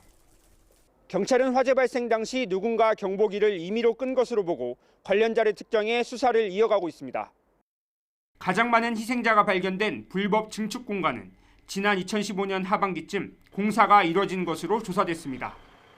경찰은 당시 공사를 진행한 업체 직원들의 휴대전화와 컴퓨터 등을 압수해 분석 작업을 벌이고 있습니다. 희생자들을 추모하기 위한 합동분향소는 참사 발생 18일 만에 공장 인근 문평공원으로 옮겨졌습니다. 손 대표와 딸이 분향소를 찾았지만 유족들의 항의로 발길을 돌려야만 했습니다. 유족들은 회사 측 대응에 진정성이 느껴지지 않는다며 철저한 수사를 촉구했습니다. 안전공업 사측과 저희 유가족과는 어떠한 대화도 없었고요. 지금까지 이렇게 아무런 대응도 안 하고 오직 변호사 통해서만 지금 합의에 대해서만 진행된다는 것도 솔직히 너무 속상하고 화가 나는 입장입니다. 희생자들의 넋을 기리기 위한 추모비를 연말까지 문평공원에 설치하기로 한 가운데 경찰과 노동당국은 공장 철거 이후 추가 감식을 진행할 계획입니다. YTN 오승훈입니다. 대구에서 조산 증세를 보인 쌍둥이 임신부가 구급차를 타고 응급실을 찾아 헤매다 신생아 한 명이 숨지고 한 명이 중태에 빠진 사고가 뒤늦게 확인됐습니다. 지난달 1일 임신 28주 차인 미국 국적 임신부 20대 A씨가 복통과 조산 증세로 119 구급차에 몸을 실었지만 대구 지역 대형 병원 7곳에서 수용을 거부당했습니다. 이후 A씨 남편이 직접 운전해 평소 치료받아오던 수도권 병원으로 이동했고 충북 음성에서 구급차에 옮겨 타 첫 신고 4시간 만에 분당 서울대병원으로 이송됐습니다. 이송 후 임신부는 양수가 터지고 혈압이 낮아진 상황에 응급 제왕절개 수술을 받았지만 쌍둥이 중 한 명은 저산소증으로 숨졌고 다른 한 명은 뇌 손상을 입었습니다. 검찰이 지난해 식당에서 무리에게 폭행을 당해 세상을 떠난 김창민 영화감독의 아들을 내일 불러 당시 상황을 조사합니다. 발달장애가 있는 아들 A군은 지난해 김 감독과 함께 찾은 식당에서 아버지가 다른 이들에게 폭행당하는 장면을 목격했는데 검찰은 A군을 조사하며 당시 상황을 재구성하는 데 주력할 것으로 보입니다. 최근 경찰의 부실 수사 논란이 일자 사건을 송치받은 남양주지청은 지난 2일부터 9명 규모의 전담팀을 구성해 수사를 이어오고 있습니다. 더불어민주당의 경기지사 후보로 선명한 개혁 노선을 표방한 육선 중진 추미애 의원이 확정됐습니다. 서울시장에 출마한 민주당 정원호 예비후보는 여론조사 홍보물 논란으로 고발까지 당했습니다. 박희재 기자가 보도합니다. 더불어민주당 서울시장 본경선 투표 첫날 박주민, 전현희 예비후보가 손을 잡았습니다. 정원호 후보의 공직선거법 위반 의혹은 후보 자격과 정당성을 좌우할 중대한 문제라며 당이 긴급한 조치가 필요하다고 공동 입장문을 낸 겁니다. 정원호 후보 캠프는 앞서 여론조사기관 3곳의 조사를 모아 민주당 지지층 가운데 모름과 무응답을 뺀 지지율을 재환산해 홍보물을 만들었는데 이게 논란이 된 겁니다. 왜곡이라는 경쟁자들 비토를 넘어 형사 고발까지 됐습니다. 칸쿤 출장 의혹을 제기하며 정원호 때리기 선봉에 선 국민의힘 김재섭 의원은 공직선거법 위반 혐의로 경찰에 고발한 뒤 시한부 후보라고 비꼬았습니다. 정 후보가 서울시장이 된다면 서울시정은 또다시 시정 중단과 보궐선거라는 끔찍한 악몽을 다시 마주해야 합니다. 정원호 후보는 민주당 경선 룰에 맞춰 수치를 재환산했고 이는 대선 경선에서도 활용된 적이 있다면서 법적 검토를 마쳤다고 강조했습니다. 오히려 과반 득표에 자신감을 내비쳤습니다. 승리할 수 있어야 하기 때문에 저도 한 번에 이렇게 저를 후보로 결정해 주시라 이렇게 기대하고 있습니다. 민주당 경기지사 본경선에선 육선 추미애 의원이 결선 없이 최종 후보로 확정됐습니다. 현역 안정감을 자랑하는 김동연 지사, 친명계 선봉 한준호 의원을 상대로 3파전에서 과반 득표한 건데 개혁 선명성이 강경한 당심을 파고든 것으로 풀이됩니다. 추 의원은 SNS에 압도적 승리로 보답하겠다, 경기도의 혁신적인 미래를 만들겠다고 적었습니다. 국민의힘은 경기지사 후보를 추가 공모하기로 했습니다. 양양자 최고위원과 함진규 전 의원이 도전장을 던진 가운데 40대 기업인 인사영입설이 물밑 거론되고 있습니다. 당내 경선의 역동성을 이렇게 가지게끔 하기 위해서 본선 경쟁력을 좀 극대화하려고 하는 취지라고 보시면 됩니다. 대구시장 무소속 출마를 저울 중인 국민의힘 주호영 의원은 숙고 결과를 수요일 오전 이곳 국회에서 발표합니다. 민주당 김부겸 후보가 깃발을 든 상황에서 본선 판을 흔들 핵심 변수가 될 전망입니다. YTN 박희재입니다. 더불어민주당의 6월 지방선거 실무를 총괄하는 조승래 사무총장이 하정우 청와대 AI 미래기획수석과 최근 회동했습니다. 당 핵심 관계자는 YTN에 조 사무총장과 하 수석이 어제 모처에서 만났다고 밝혔습니다. 이 자리에선 부산시장 출마 선언을 한 전재수 의원이 민주당 후보로 확정될 경우 보궐선거가 치러지는 부산 북구 갑에 하 수석을 후보로 투입하는 안이 논의된 걸로 알려졌습니다.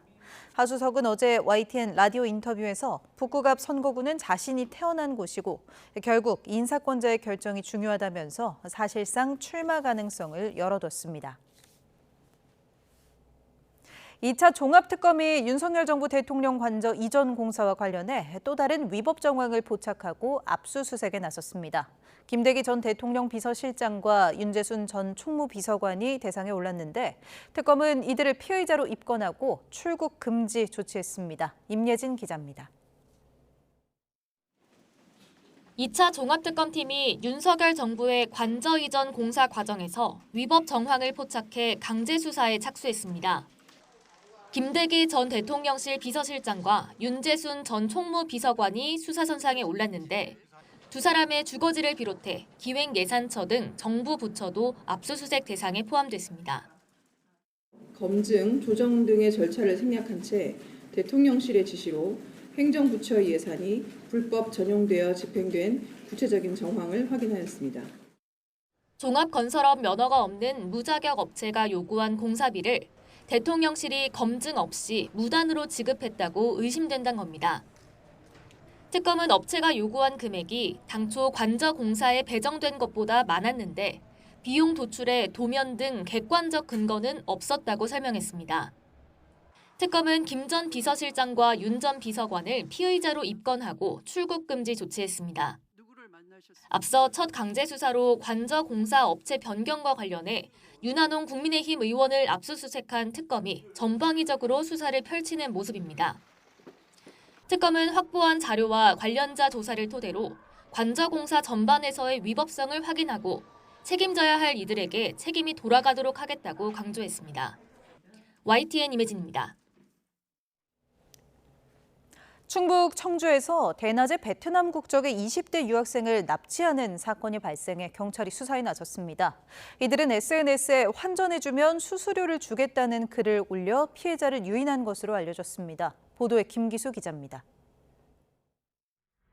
검은색 차 한 대가 교차로 모퉁이에 멈춰섭니다. 잠시 뒤 남성 여러 명이 한 남성을 양옆에서 강제로 붙잡고 차 쪽으로 끌고 옵니다. 피해자가 차에 타지 않으려고 격렬하게 발버둥치며 저항해보지만 역부족입니다. 충북 청주 도심 길거리에서 베트남 국적의 20대 유학생이 납치된 겁니다. 이들은 이곳에서 피해자를 차에 태운 뒤 큰 길 쪽으로 유유히 빠져나갔습니다. 사건이 벌어진 곳은 초등학교 주변으로 당시 학교에는 학생들이 수업을 받고 있었습니다. 인근 주민은 대낮에 벌어진 납치 사건이 믿어지질 않는다며 불안감을 감추지 못합니다. 당연히 불안하지. 이런 일이 누가 여기서 생기려니 생각도 못하고 불안한겨. 이게 불안한 거지. 사람이라는 게 여기 살면서. 피해자를 강제로 차에 태운 일당은 모두 베트남 국적으로 대구의 한 아파트까지 이동해 피해자를 감금했습니다.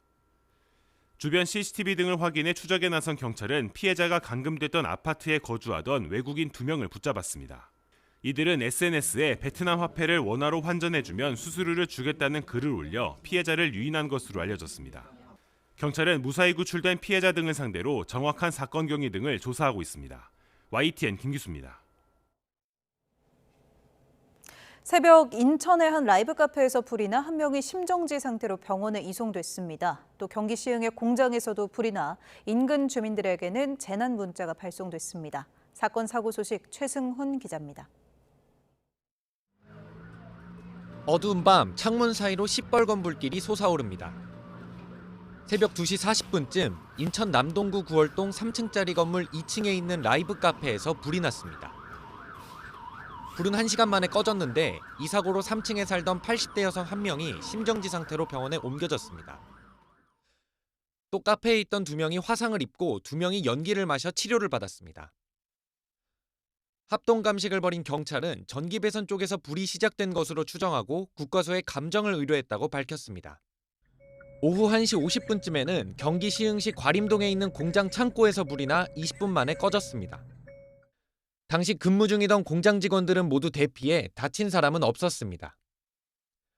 검은 연기가 다량 발생하자 시흥시는 차량을 우회하고 인근 주민은 창문을 닫으라는 재난 문자를 발송했습니다. 소방당국은 공장 외부에 있던 나무 깔판에서 불이 난 것으로 보고 있습니다. 낮 12시 45분쯤 서울 중구 을지로 3가역 인근에서도 불이 나 15분 만에 꺼졌습니다. 다친 사람은 없었는데 소방당국은 버려진 쓰레기 더미에서 불이 난 것으로 보고 정확한 화재 원인을 조사할 예정입니다. YTN 최승훈입니다.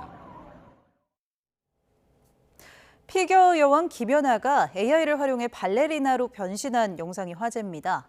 구글 코리아는 지난 6일 유튜브 공식 채널을 통해 구글 제미나이 김연아의 발레 도전이라는 영상을 공개했습니다. 3분 정도 분량의 이 영상은 김연아의 전성기 시절 쇼트 프로그램 경연곡이었던 죽음의 무도를 발레로 표현한 모습이 담겨 있습니다. 해당 영상은 구글의 Our Queen is Back 프로젝트로 김연아가 국립발레단 단원들과 공연하는 모습이 담겨 있습니다.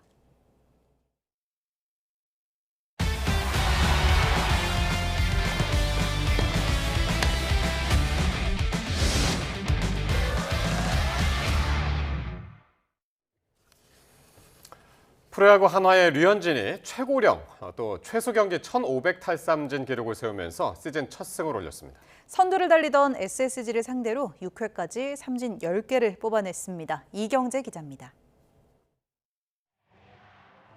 류현진이 1회 에레디아에게 떨어지는 체인지업을 던져 삼진을 잡아냅니다. 만 39세로 최고령 246경기로 최소 경기 1,500탈삼진 기록을 세우는 순간이었습니다. 통산 7번째, 최고령은 송진우, 최소 경기는 선동열의 기록을 훌쩍 뛰어넘었습니다. 1회 최정에게 투런포를 얻어맞았지만 류현진의 삼진 행진은 매이닝 이어졌습니다. 6회 중심 타선인 최정과 김재환, 고명준을 모두 삼진으로 잡아내고 선발 임무를 마친 류현진은 6이닝 2실점, 탈삼진 10개로 시즌 첫 승을 올렸습니다. 속구의 커터, 체인지업, 슬라이더, 커브 등 삼진을 잡아낸 구종만 5개였습니다. 제구랑 상대 수싸움으로 승부하기 때문에 오늘 구속은 낮았지만 그 각도랑 스핀이 좀 눈에 보이기에는 괜찮았었던 것 같아서. 2회 문현빈의 적시타로 선취점을 낸 한화는 3회 볼넷 3개로 만든 무사 만루에서 노시환의 밀어내기로 동점, 하주석이 2타점 적시타로 결승점을 뽑았습니다. 6대2로 패한 SSG의 연승은 4경기에서 멈췄습니다. KT 고영표도 5회까지 삼진 9개를 곁들이며 1실점으로 마운드를 지켜 시즌 첫 승리를 낚았고 롯데는 7연패에 빠졌습니다. 삼성은 3대1로 끌려가던 8회에 5점, 9회에 넉 점을 뽑아내며 기아에 역전승을 거뒀습니다. 최영우는 친정팀을 상대로 8회 1타점 2루타, 9회엔 석점짜리 홈런포를 쏘아올렸습니다. LG는 NC를 2대0으로 꺾고 3연승을 달렸고 키움은 배동현이 선발 2연승을 기록하며 두산의 5대2로 승리했습니다. YTN 이경재입니다. 대한민국 축구의 요람이 될 코리아 풋볼센터가 오늘 공식 개관했습니다. 시설 인프라를 충분히 갖춘 만큼 이제는 구슬을 꿰는 인적 인프라 경쟁력을 높일 차례입니다. 김동민 기자가 보도합니다. 14만 5천 평에 4천억 원이 넘게 투입된 코리아 풋볼센터가 공식적으로 문을 열었습니다. 개관식에는 2002 한일 월드컵 4강 멤버를 포함해 각급 대표팀 감독, 전현직 축구 관계자들이 참석했습니다. 코리아 풋볼센터는 국제 경기를 치를 수 있는 3,200석의 미니 스타디움을 포함해 축구장 11면을 갖췄습니다. 성인 대표팀뿐만 아니라 남녀 각급 연령별 대표팀의 훈련장으로 활용됩니다. 앞으로 대한민국 축구가 더 국민에 다가갈 수 있는 그런 시설을 만들었다는 데 자부심을 느끼고 있습니다. 개관 기념으로 18세 챔피언스컵 오상고와 영생고의 결승 경기가 열렸습니다. 정몽규 대한축구협회장은 파주 대표팀 센터에서 월드컵 4강 역사를 이룬 것처럼 천안에서도 그 꿈을 이룰 수 있지 않겠느냐고 포부를 밝혔습니다. 다만 최근 평가전에서 2연패한 대표팀에 대해서는 말을 아꼈습니다. 월드컵은 항상 어려운 무대라고 생각이 됩니다. 17세, 20세 선수들이 탄탄해진다면 4강 이상의 그 목표도 가능하지 않을까 이렇게 생각을 합니다. 코리아 풋볼센터의 개관으로 축구 발전을 위한 시설 인프라 경쟁력은 갖춰졌습니다. 내일의 한국 축구를 빌드업한다는 슬로건이 구호로 끝나지 않기 위해 이제 구슬을 꿰는 인적 인프라 구축을 위한 통찰과 결단도 필요해 보입니다.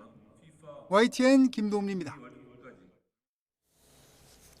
멀티골로 프로축구 인천의 시즌 첫 연승을 이끈 무고사가 올해 처음으로 K리그1 라운드 최우수 선수에 뽑혔습니다.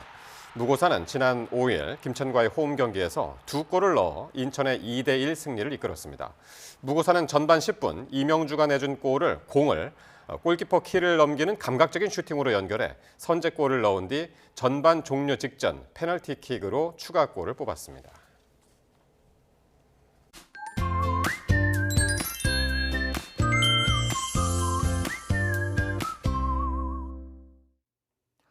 봄을 시샘하는 추위가 찾아오면서 아침, 저녁으로 날이 무척 쌀쌀해졌습니다. 내일은 서울 아침 기온이 2도, 광주 1도까지 떨어지는 등 오늘보다 1도에서 5도가량 낮아지겠고 철원, 영하 1도 등 일부 지역에서는 영하권 추위가 이어지겠습니다. 반면 한낮에는 서울 기온이 15도, 대전 17도, 대구 18도까지 오르는 등 오늘보다 1도에서 3도가량 높아지겠고 일교차가 더 크게 벌어지겠습니다. 외출하시는 분들은 큰 일교차 염두에 두고 옷차림하시기 바랍니다. 내일도 하늘은 대체로 맑겠습니다. 다만 아침까지 서리가 내리거나 물이 어는 곳이 있겠고 영동을 중심으로 대기가 무척 메마른 가운데 산간에서는 바람도 강하게 불겠습니다. 대형 산불이 발생할 가능성이 있는 만큼 불씨 관리 철저히 해주시기 바랍니다. 목요일부터 금요일 사이에는 전국에 비가 오겠는데요. 제주도와 남부지방을 중심으로는 여름처럼 강하고 많은 비가 쏟아질 전망입니다. 날씨 정보였습니다. 화요일 뉴스나이트 마칩니다. 시청해주신 여러분 고맙습니다.